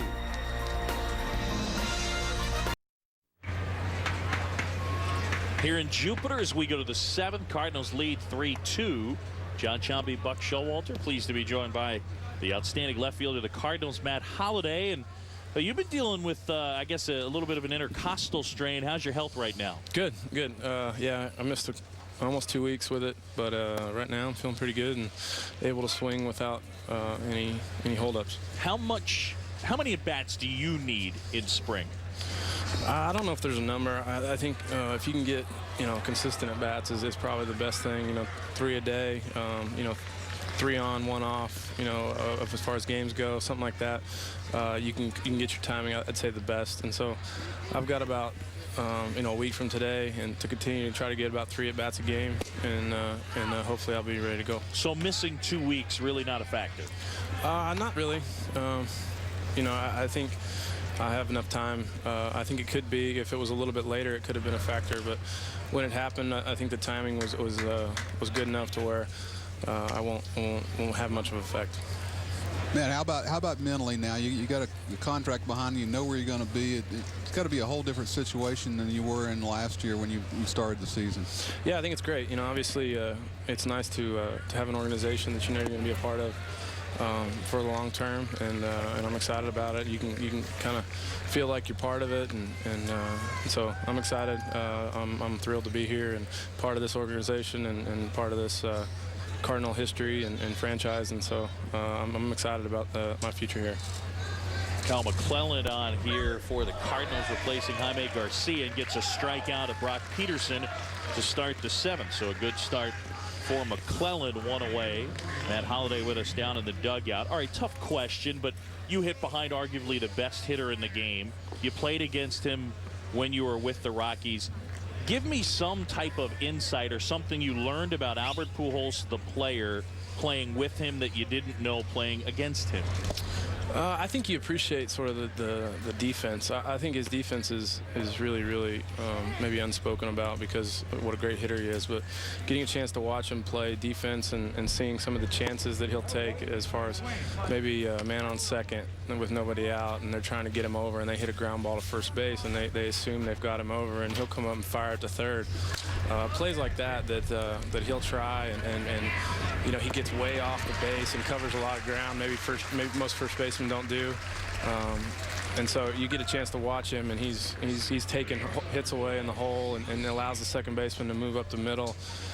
So I think the little things that he does on defense and his base running, I think those are the things maybe that fans, obviously you see the home runs and the doubles and the big hits that you find on SportsCenter, but getting a chance to play with him and seeing some of the little things that he does is a lot of fun to watch. Alexei Casilla up here. See now, Matt, this guy's wearing 12 this year. Tommy gave him a Rolex and got 25 from him. That didn't work for you with Pujols, right? He just there's not a lot you can do with that one to get number 5 from him. Yeah, I'm not sure what the depths I'd have to go to get that number from Albert. I don't think that I can afford it, probably. But yeah, they've sold a few T-shirts with number 5 on it that have a different last name. So I think it probably, from a marketing standpoint, it probably wouldn't have been a good move either. So there was more than just the fact that he has a Rolex maybe that went into the decision of him getting to keep 5. Right. Casilla rips that one foul. All right, as far as we talked with Adam Wainwright, go back to last year. How about that was boring, huh? You had a little bit of fun. Oh, come on. No, I'm just kidding. Hey, as far as last year, the disappointment of losing first round, motivation, or is the past the past? Well, I think anytime you don't fulfill your goals as a team, you use it as motivation in the offseason. Sometimes when the workouts get long and the offseason training gets tiresome, you can use things like that to get you through your workouts, and so I think you can use that. Did any other club really entice you, or is this where you always wanted to re-sign? I think people have said, he didn't have any other offers. That's not true. I had several different options, but I think ultimately getting a chance to spend the last 2 months with St. Louis and knowing what kind of guys are here and what kind of organization it is and how it's run, this ultimately was the most comfortable spot for me and my family, and I was hoping to be back here. Matt, thanks for the time. We appreciate it, and good luck this year. Okay, guys. And Matt Holliday right there. Cardinals should be a pretty potent offense, at least boasting one of the best 1-2 combos in all of baseball. Cardinals were 7th in the league in runs scored last year. I'll put you on the spot, Buck Showalter. Pujols and Holliday. How many other 1-2 combos out there would you say are in the mix for that sort of two-headed monster that teams have to deal with offensively? There's a lot. There's a lot of good back-to-back hitters, and we could go through 10 of them. But the thing that separates them is they're both right-handed bats. And there's not a real way to negate that. Left-handed bats, for some reason, you can keep them in the ballpark and keep the damage down. But when you've got two back-to-back right-handed bats that don't have a big advantage to bring a right-handed reliever in or whatever late in the game, it really gives them an advantage. One of the other things that's odd as it relates to Holidays, there's not a ton of outfield power out there these days for whatever reason. Especially right-handed bats. Yep, no question about it. And Tony La Russa trying to repeat as division winner in the National League Central. His team up 3-2 as we go to the bottom of the 7th. Folks, MLB.TV, the ultimate baseball experience, featuring 100 out-of-market games per week live on your computer.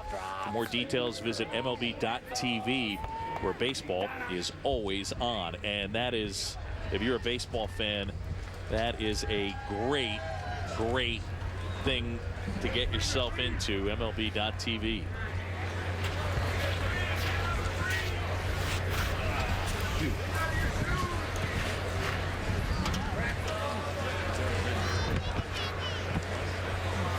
New pitcher on the mound, and Kyle Waldrop will take over.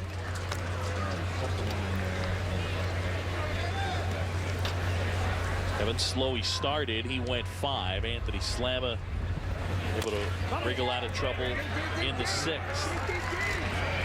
Throw to first, and Peterson not able to make the play. So Freeze safely aboard.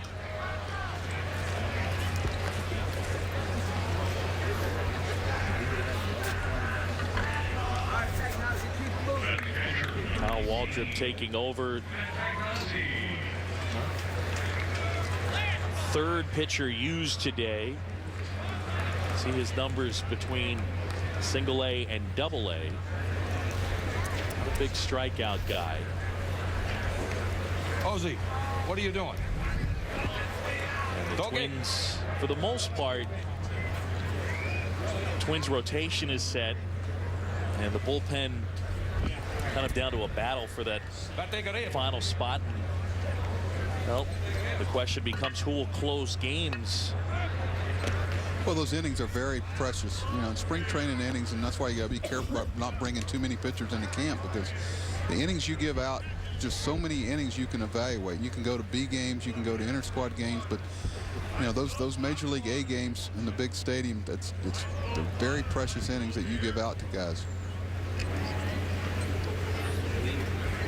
Do you think it's a big deal that the Twins will not have one set guy to start as their closer? Not yet. There's an answer for you. Not yet. Fair. The Twins, and it's kind of their MO. Okay, we lost Nathan, one of the best closers in the game, and we got to make the adjustment. And you'd heard about the ballpark and new ballpark and whether it's cold or not cold. Ron doesn't deal with excuses. It's part of what's dealt. There's going to be another closer go down this year. How do you handle that? How do you handle the adversity?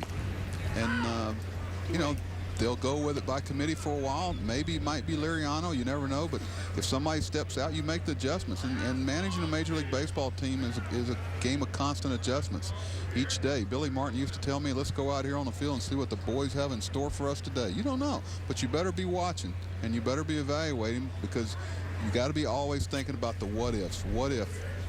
You know, you always ask yourself in the off season with every one of your positions, whether it be a closer, a setup guy, a shortstop, is what if? What if he goes down? What if we have an injury? Where are we going? What are we going to do? And that's what the big market teams are able to do more than anything for me financially, is attack the what ifs with given players. I mean, Randy Wynn was hitting second and third for San Francisco, and right now it looks like he might be a fourth outfielder for the Yankees, and that's their what if. And that's what they're able to attack with the extra funds. Nazi gets into one left field. Bigley back some more at the wall, and he holds it in. And Jim Rappaport, the pinch runner, scrambles back to first, one away. Nazi got into that one. Little wind blowing out to right field. That was hit anywhere else but this part of the park. That's a home run.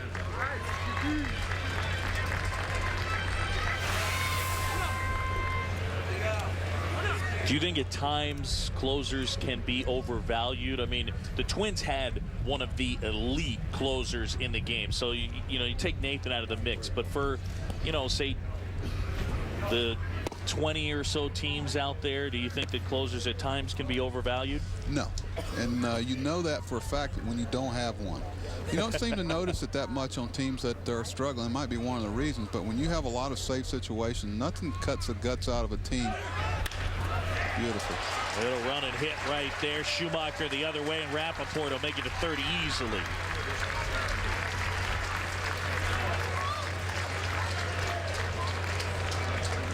You know, one of the decisions you make now, how do you quantify this on defense? Is the shortstop going to cover or the second baseman? They decided to cover it with the shortstop, and it burned them. If they cover that with the second baseman, they get an out.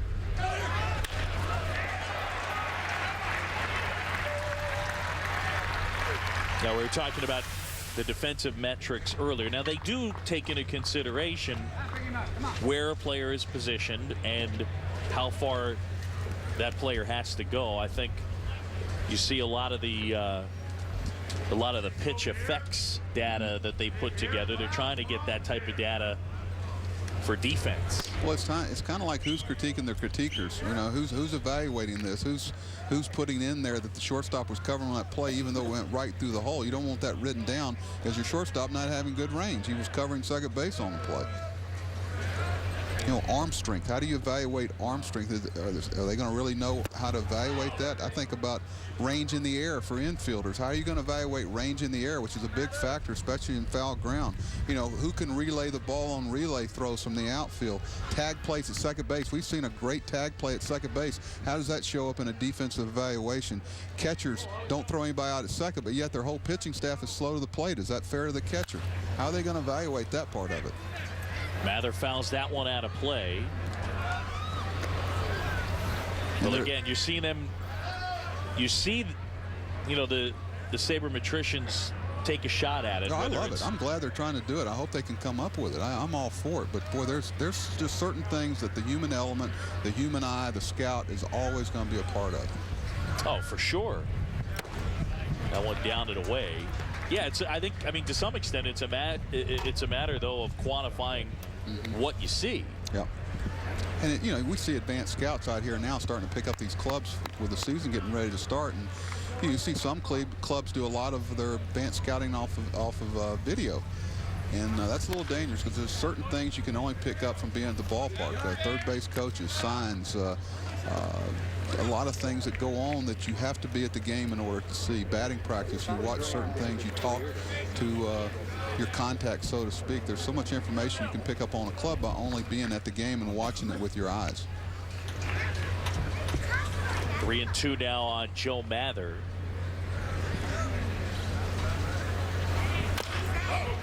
And a little dribbler towards third that'll roll off foul. Yeah, it is interesting as well. You're seeing them trying to quantify base running also. I know in the Bill James handbook, two of the guys that come out in terms of being top base runners, Chase Utley, Ryan Braun is a guy that's in there as well, and Sean Figgins, I guess, not a surprise. But, you know, there's also guys that don't run well that are good base runners, you know, that are able to score from, and there are guys that run well that aren't good base runners. Schumacher goes, and Mather walks, and they're loaded up. So Kyle Waldrop having a tough time, and they're loaded up for... It's just got tougher, too. Guess who?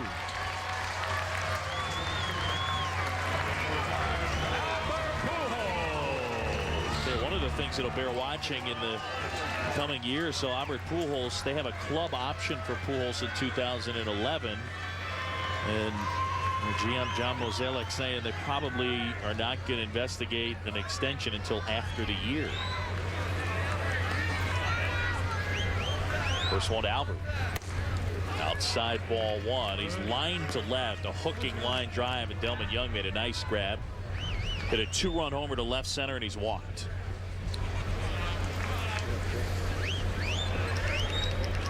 I tell you, some people might walk in with the bases loaded. Gosh, you never know what.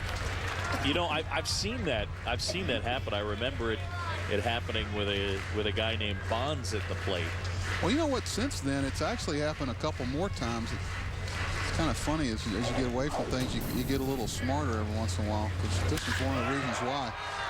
No, seriously, you got to be careful here. You can't give in. You know, this game could be 4-2, and you're still in the ball game. You give in here. You're talking about 7-2. How many times did you walk Bonds with the bases loaded? Just once? Once, yeah. It was the only time that situation ever really appeared. He came in as a pinch hitter late in the game, which led for the people that were hitting behind him to be a little bit different. And, you know, we were in a rain-soaked Candlestick Park game. There were a lot of factors. Line drive caught at third by Punto. So the green lighted him, and he got it off the end of the bat. Although, I should say, he green lighted him. I think the most surprised thing there is if he gets a take sign there. For sure. So Albert lines to third. Pujols retired, bases loaded, 2 away. And Brendan Ryan will hit for the first time. We get a chance to talk with him earlier, one of the outstanding defensive shortstops in baseball.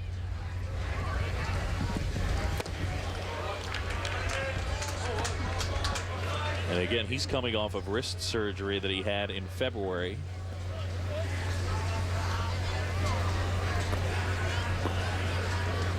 It's funny how teams change as the year goes on. You know, last year the hope was it'd be Khalil Green at short, and then eventually Troy Gloss would get healthy and he'd play third. But for the bulk of the year, it was Brian Barton, Joe Thurston at third. Eventually they traded for Mark DeRosa. Well, like I said earlier, it is a game of constant adjustments, and you better be attacking the what-ifs. Ryan drives that one left field, Bigley back, nice running catch, and that's the inning. So Waldrop pitches his way into, then out of trouble. We go to the 8th, and it's still a 1-run game.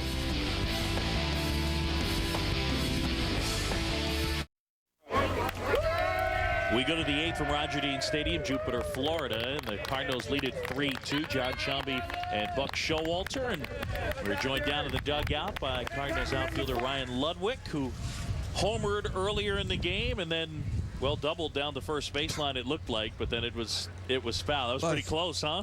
I thought you were going to talk about the windblown double. Luddy, that wasn't.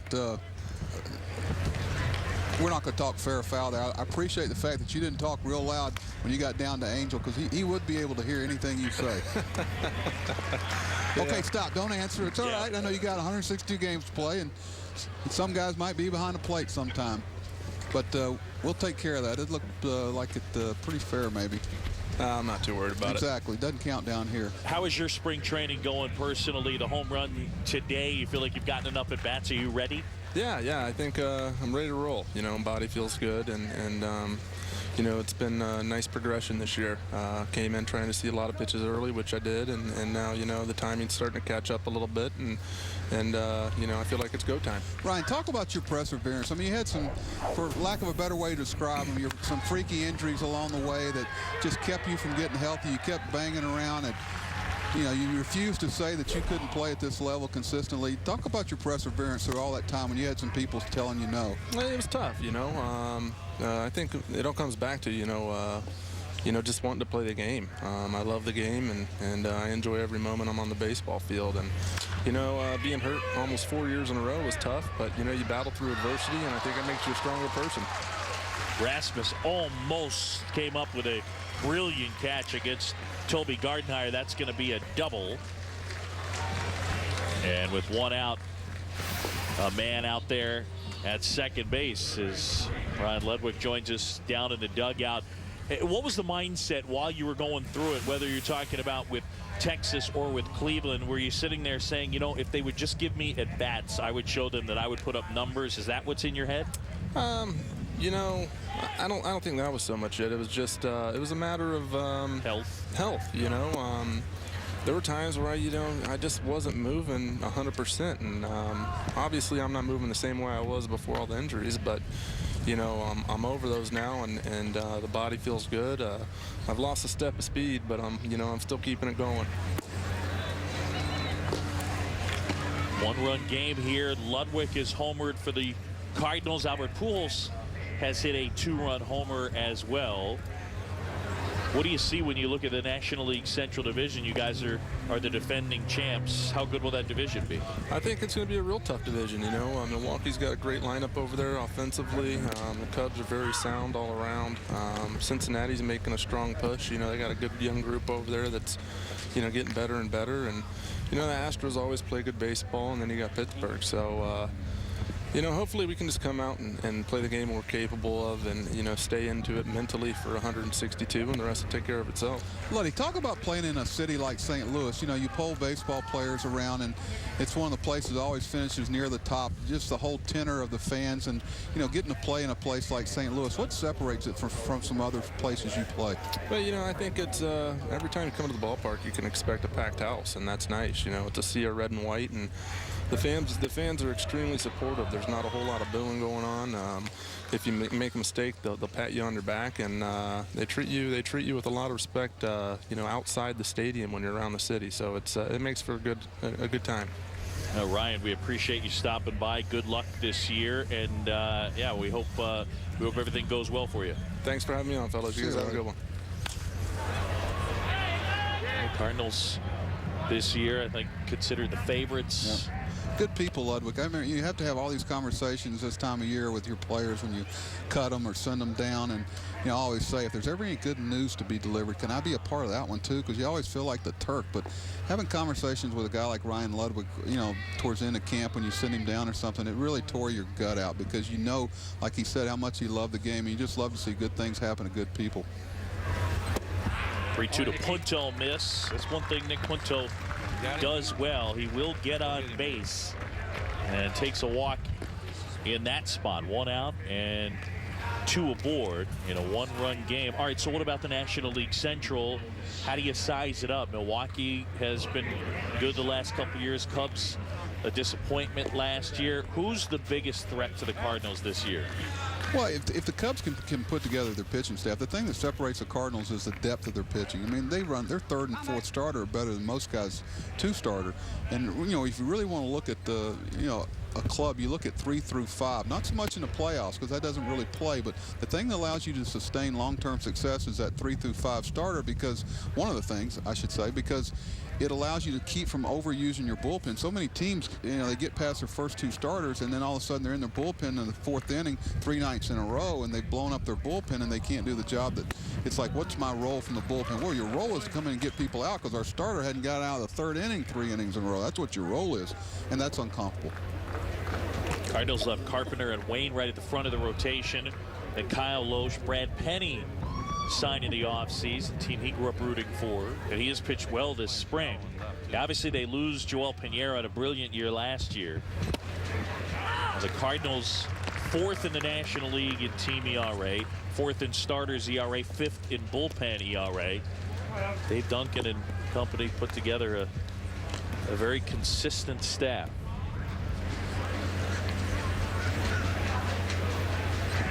Evan Bigley up here. And a nice pitch there. Kyle McClellan gets Bigley right there. McClellan, who is in contention for the 5th starter spot, along with Jaime Garcia, who started today. It was McClellan and as well Rich Hill. And a nice pitch there. You know, John, I think Pittsburgh's going to be a little better this year. I think they finally really bought in and consistently have decided who they are and how they're going to have to do this. I think you're going to see some improvement in them. Contend, no, but show some light at the end of the tunnel. I hope so anyway. Maybe I'm thinking wishful thinking. I'd like to see Pittsburgh be more competitive because there's some good fans up there. Drew Thompson now. And a nice pitch as he was out front. What about the Reds as a sleeper team? You know, Volquez not quite ready there, but you got Cueto and Harang.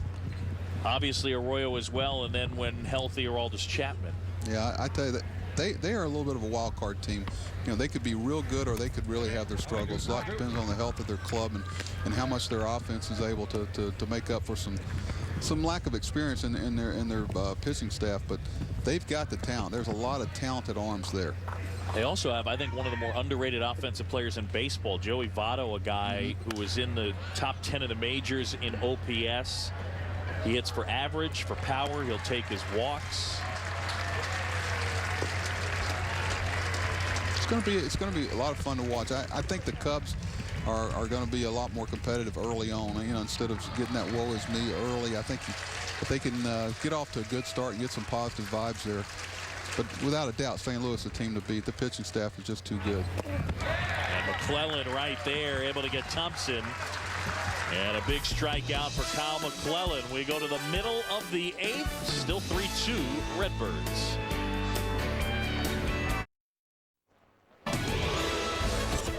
ESPN's Spring Training Baseball is brought to you by State Farm. Find an agent or get a quote at statefarm.com. And the new Hot Pocket Side Shots cheeseburgers. Eat freely. Back at Roger Dean Stadium here in Jupiter, Florida. And the last half of the 8th, Cardinals lead at 3-2. St. Louis got homers from Ryan Ludwig and Albert Pujols. New pitcher on the mound for Ron Gardenhire's group. It is Spencer Steedley. We've had Slowey, we've had Slamma, and Steedley. I like that. Contact the law firm of. Yes. You know, this time of a spring training game reminds me of when you finally get a number below 50 or 60, you're pretty excited. I didn't get one till I was coaching third base. Line drive, and Nick Stabenow leads off and rips one into left field. So the leadoff man aboard. Folks, ESPN Fantasy Baseball is back on ESPN.com. With free real-time scoring, ESPN's Fantasy Cast helps you keep up with every stat throughout the fantasy baseball season. Manage your teams on the go and get the expert advice you need to win, all from your mobile phone. ESPN Fantasy Baseball. Sign up for free at ESPN.com. If you're watching at home, obviously we got fantasy info on your screen. Buck Showalter, how's your fantasy team looking so far? I haven't played a game yet. Looking pretty bueno. So your roster you're pleased with, though, for the moment? Well, you know, some people say I played fantasy baseball for quite a time, especially in New York when we didn't have any payroll. A lot of people don't forget that payroll didn't jump up till after I got out of there. Maybe that's why. It wasn't because of what they were paying me. Donovan Solano up here. That's fantasy what they're playing now. But I love it. You know, I see people talking about it all the time, you know, trying to figure out who's going to have a great year, who's going to go forward, who's going to jump forward. It's fun. Fans love it. Yeah, no matter what anyone says, it's another avenue to keep people interested in the game. It's great. And sometimes, you know, you be in a hotel lobby in a big league season, start asking some questions and everything, you're having a cup of coffee, you go to the park, and then you finally realize it was probably somebody trying to decide their fantasy pick or trade or something. And, you know, you hope you gave them good information. Or, you know, you go into a ballpark and some fan will be sitting there, a bunch of fans, and you're going in with the bus, and they go, "Hey, I got you in my fantasy league. Let's go, pick it up." Right. Anytime you get a question about whip, you know that's usually a sneaky fantasy question. Will you write all these down for me so I make sure I got it? Absolutely. How do I get? Final week of spring training. The Twins considered really the favorite or one of the favorites in the American League Central. Very good offensive team. That core of Mauer and Morneau. I'll tell you the other thing too with the Twins. Jason Kubel, a guy that mashes right-handed pitching, runner on the go, and a walk. And 2 aboard with nobody out, but the offense starts with Joe Mauer. Fantasy catchers, you go Mauer and then McCann and Victor Martinez. Those 3, there's kind of separation. Yeah, I love Brian McCann. There's probably no slower catcher or runner. There's a lot of slow catchers. Molina's right there with you, but what he hits offensively with no foot speed, everything you see him get is just pure hitting ability. This kid can hit, especially since he's got the whole eye problem taken care of. I tell you, he's a good player. He's a good player. And a great young man. He is a native of Atlanta. They love him there. Got that beautiful, quiet swing. His father was a teammate of mine in college, and he's a chip off the old block. You know, we talk about the Twins and everybody talking about the potential favorite and whatever. You know, I don't want to underplay how challenged they're going to be losing Nathan. I know you're not either. You know, I think behind Rivera, he may be the best closer in the American League. I mean, his numbers are unbelievable. Yeah. You know, he can negate left-handed bats with a split. You know, he can take the ball 3 or 4 days in a row. That's a huge hole for Minnesota to fill, and I'm not real sure if they're going to be able to do it. Certainly not at the level he did it. Could I make the devil's advocate argument, though, as it relates to the closer? Look at the Phillies last year. Hard for a closer to be worse than Brad Lidge was, and they got to the World Series. And they also had a little different set of starting pitchers, though, than the Twins had. Twins, as you see the ERAs we showed earlier, were more of a let's keep us in the game, let's not let it get away from us, stay in the 4 in the ERAs, let's catch a baseball, throw it over the plate, keep our team in a position to win late, and they did a lot of that because Nathan could make it show up. There's a lot of different ways to do it, but you know, the Phillies went through some times where it really affected them mentally. It wasn't just a cakewalk for them the whole year. They had a lot of adjustments to make, and you know, I've managed teams that have won 100 games, and you go through periods where you don't think you're ever going to win another game. They think it's just, they see your finished product. You're going to have periods where you lose 4, 5, 6 in a row and nothing seems to be functioning well, and you got to keep that in mind and keep the big picture in mind while those around you are in a constant state of panic. Well, the Twins looking to persevere without their ace closer. Been to the playoffs 5 times in 8 years. Last year won that 1-game playoff in 12 innings, that thriller over Detroit. The thing that was amazing about the Twins last year, Buck, they spent 8 total days in first place last year. At the right time, though, right? The one that counts. Talking about keeping the end game where the pot is, they knew where it was.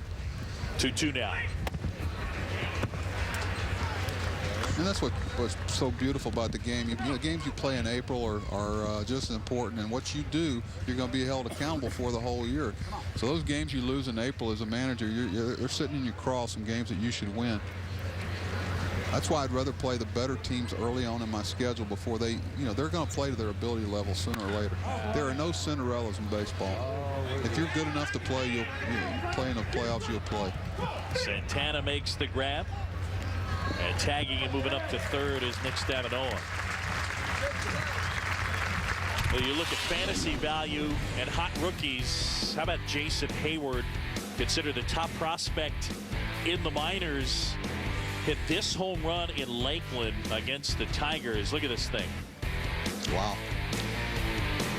Okay, let me play a little devil's advocate there since we're doing that. You know, I'll caution everybody, the biggest jump in professional sports is in baseball from the minor leagues to the big leagues in level play. Football, you come out of high school. I mean, basketball, you come out of high school, you impact the NBA. You come out of college football, you may be all pro the next year. It doesn't happen in baseball. This kid's talented, as talented as any young kid probably in the minor leagues, but making that adjustment from the major leagues to the minor leagues to the big leagues is the biggest jump in professional sports, and I'd be cautious in throwing too many accolades yet. I think he's going to be a great player in the big leagues, though, with all that being said. Bouncer out to short. They get 1 and 2. Nice turn out there by Drew Thompson. And that's the inning. We'll go to the ninth, and the Cardinals still with a 3-2 advantage on the Twins.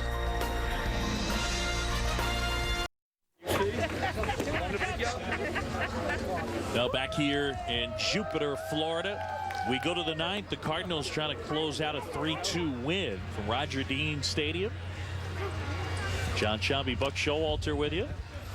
Got a little bit of a delayed start because of the rain. And Ryan Franklin, the closer, is on to finish this one out. Franklin really had about 5 outstanding months, stumbled down the stretch, had that really tough blown save in Game 2 of the National League Division Series. Obviously, Holiday misplaying Loney's line drive, but look at the overall numbers, a 1.92 ERA, very good. Well, it's another example. Closers come in all looks. You know, an ex-starter has a lot of pitches in his repertoire: sinker, slurvy, breaking ball, changeup. I mean, he's got more than one way to get you out, and he's a strike thrower. Juan Cortez up here. Ryan Franklin was part of that. Remember that team at the Sydney Olympics, the 2000 Olympics, that upset Cuba? Tommy Lasorda at the helm and won the gold medal. It's funny because they talk about what an upset that was, and you look back at the pitchers on that team. You had Ryan Franklin, but you also had Roy Oswalt and Ben Sheets, and now you step back and you say, well, it's an upset, I guess, but it might have been then, and not now. Right. It's like drafts. You don't judge a draft until you get well into it. Tough play. Ryan on the move, safe at first. Here's what's happened today. Ryan Ludwig got the scoring started with a solo homer to center field. And then with the Twins up 2-1, Pujols got into one to make it 3-2. Albert got all of it. And Jaime Garcia trying to nail down the number 5 spot in the rotation. Looked sharp after some early troubles. And here in the ninth, Ryan Franklin trying to close it out. It's one of those plays, too. You know, the third baseman was playing the line there. If he's playing straight up, it's a routine play. Shortstop has to go over and make the play now. You know, sometimes playing the line can burn you both ways. Peterson in here. Brock Peterson to start at first base. Remember, we talked about Mauer last year missing the first month of the season. What was Morneau with the bad back and missed the final 3 weeks of the season. And they were still able to capture the division title, but I certainly missed him in the playoffs against the Yankees. Yeah, trying to get players to understand that you're all going to be, you know, asked to make a contribution. It may not look like it for a 2-week period. That's why it's so much easier to keep players happy in the National League, because they walk through the door. It's a relief pitcher, a bench player, so to speak. You know, you double switching, you're doing things. Sometimes if you're not really on top of things as a manager in the American League, a guy can sit over there for 10 days inactive, and then all of a sudden an injury happens, and he's got to make a break whether you as the Minnesota Twins are going to get into the playoffs. So you got to be careful about letting guys sit over there too long. Did you like managing in the National League better? I think managing the American League is tougher. I really do. I mean, double switching isn't brain surgery. Pinch hitting for your pitcher with bases loaded down 2 runs. I mean, it doesn't take a whole lot. I think keeping teams, I think sometimes keeping them happy is tougher in the American League. Peterson rips that one right center field. That's going to fall in for a hit. And the Twins are going to tie this one up. It's a 3-3 game. So Cortez comes all the way around to score. And Brock Peterson with the RBI double. Hey, you got to hit. Cannot pull off that ball. It's a good job of hitting there. Drove that ball in the right center field out over the plate. You try to hook that ball. That's just what Franklin wants you to do. You end up hitting to a double play. Here's Jair Fernandez, and now time called Pagnazzi out to the mound to chat with Franklin. Let's talk American League Central here for a moment. Teams that you think will be challenging the Minnesota Twins in the division. Well, obviously, I think the two that jump out at you are Detroit and the White Sox. And I think in that order, I still think that, Ozzie Guillen and the White Sox just find a way to always be there. On paper, I think Detroit may be a little bit better than them, but, the game's not played on paper. I look for it to be a three-team race right down to the last part of the season, just like it was last year. I look for Kansas City to be improved this year. I think they're going to finally make some strides and be a little better. And, Cleveland's in a state of flux, so to speak. They've done some things in the last, probably 9 months that has put them in position to contend later on. A lot's going to be how quickly some of the players they acquired, the 10 or 11 players they acquired in trades last year. And, they have some good young players coming, and I think they need some of their injured players to come back and be 100%. But those three teams it's going to be a dogfight for the whole season between those three, I believe. I don't think any of them have separated themselves. I think the Nathan injury has really brought Minnesota back into even keel with those guys, and maybe a little behind them going in. Indians need a bounce back year from Fausto Carmona, who has looked good this spring.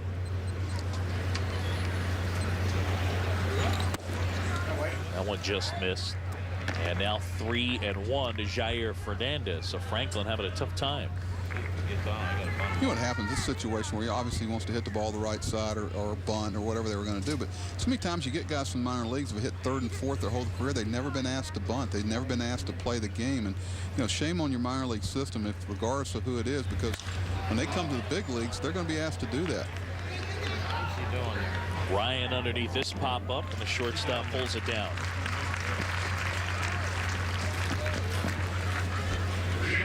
That's not a good at bat. That's one that won't endear you to the manager. On the road, man on second, nobody out, and hitters count, and you, one, don't get the runner over, and two, pop it up.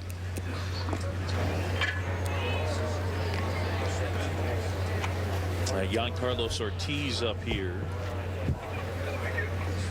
And when you look at the Twins at shortstop, it'll be J.J. Hardy, who was acquired from the Brewers in the Carlos Gomez trade. I think potentially could be better there offensively if Hardy bounces back to what he's shown he can do in the past. Orlando Hudson, I think, is going to be a great addition for them, but it's still going to be if they can make runs matter late in the ball game with their bullpen. Here's the 0-1. Right side, and Schumacher handles that chance. Jason LaRue getting a chance to play in the field over there at first. Tell you, they support their Cardinals here in Jupiter, and really wherever, but if you got a chance to see a game at Busch Stadium or even here on the dirt now at their spring training home, they love the Redbirds. I bet there's a lot of people in this ballpark have been coming down for St. Louis Cardinal spring training for quite a time in their life. They pass it down from generation to generation. Franklin ready, the 1-0.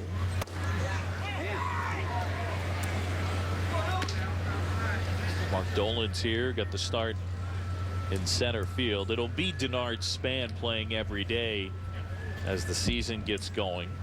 Talk about the Cardinals' success getting to the postseason 7 times the last 10 years. Twins have been a perennial playoff team over the course of the last decade. Move into brand new Target Field, and it'll be these two teams squaring off an exhibition game on Friday and then another on Saturday. The 2-1 is bounced to Ryan. Got a hustle. And in time, able to get Dolan's, but the Twins get the equalizer. We go to the bottom of the 9th, tied at 3.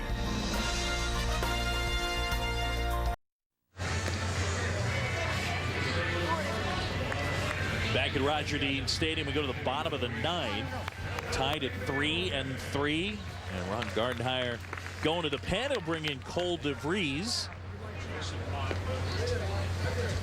And he's going to face a pinch hitter. It'll be Felipe Lopez. So DeVries, the 5th pitcher used today by Ron Gardenhire, going to start out of Kevin Slowey who will fit into the 4th spot in their rotation. And Jaime Garcia got the call today for Tony La Russa, and it looks like he has nailed down the 5th spot in the Cardinal rotation. He was impressive. I can see why they're so excited about his progress. Lopez pops this one up.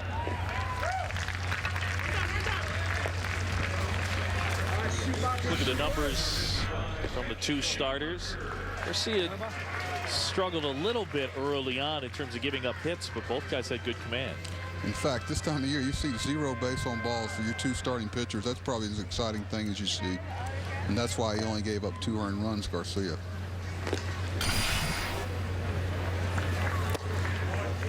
First one is Schumacher, misses. Skip Schumacher 2 out of 4.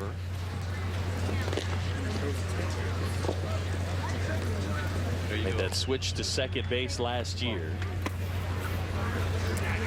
Now they still have the ability to maneuver. I'm sure multiple times this year we'll see a situation where Tony La Russa will pinch hit and put, say, Lopez in the game at second base, and then Schumacher will be able to stay in the game and play the outfield. And will lift it in the air, left center field. Dolan's had trouble with the sun and the wind, but able to make the play.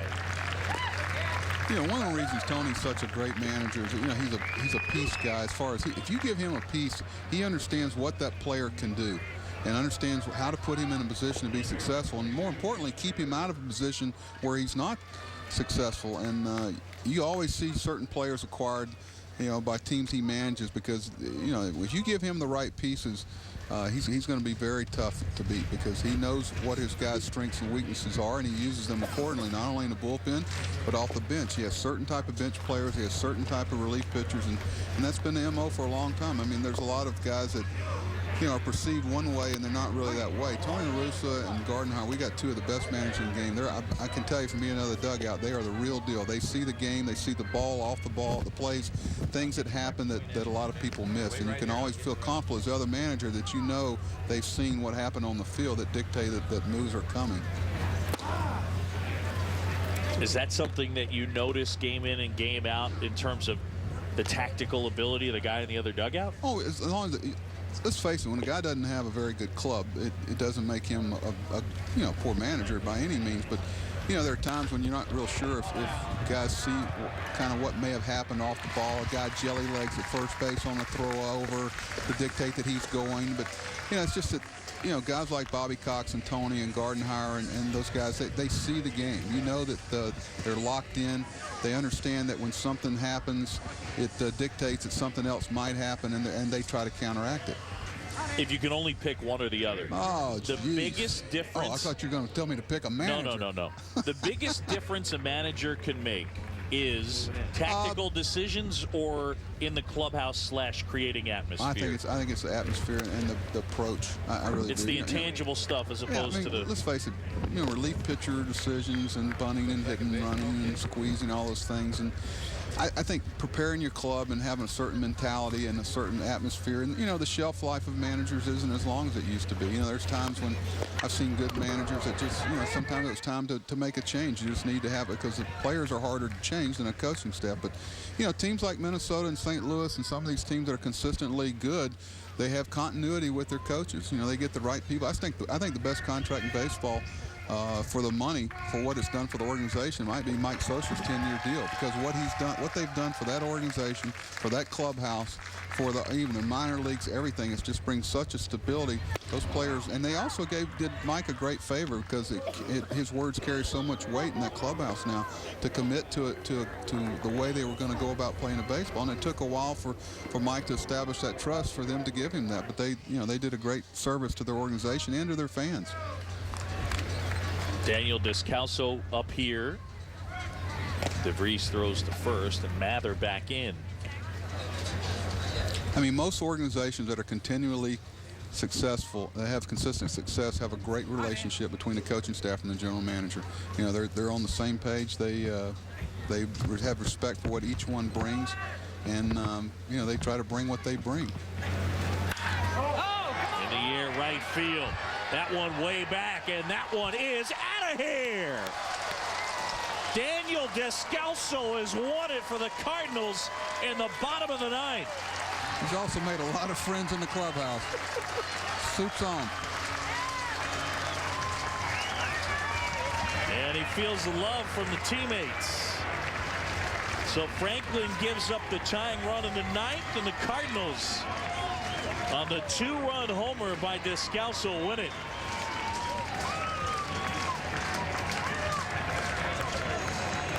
Ludwig homers, Pujols homers. But the biggest homer of the day, Daniel Descalso. One more look at the pitch. Like a breaking ball out over the plate, kind of hung out there. Yep. And into that jet stream, Buck. And if you look up in Webster, the definition of a hanging breaking ball, there it is. That's where they usually go, John. Over the wall and gone and done. Tony La Russa and Mark McGuire. The Cardinals win it here. 5-3 our final score. Up next, NFL Live. For more in this game, turn to ESPN News for a post-game extra. This has been a presentation of ESPN, the worldwide leader in sports. For Buck Showalter and our entire ESPN crew, I'm John Chambi. Cardinals win it. 5-3 the final. So long from Jupiter, Florida.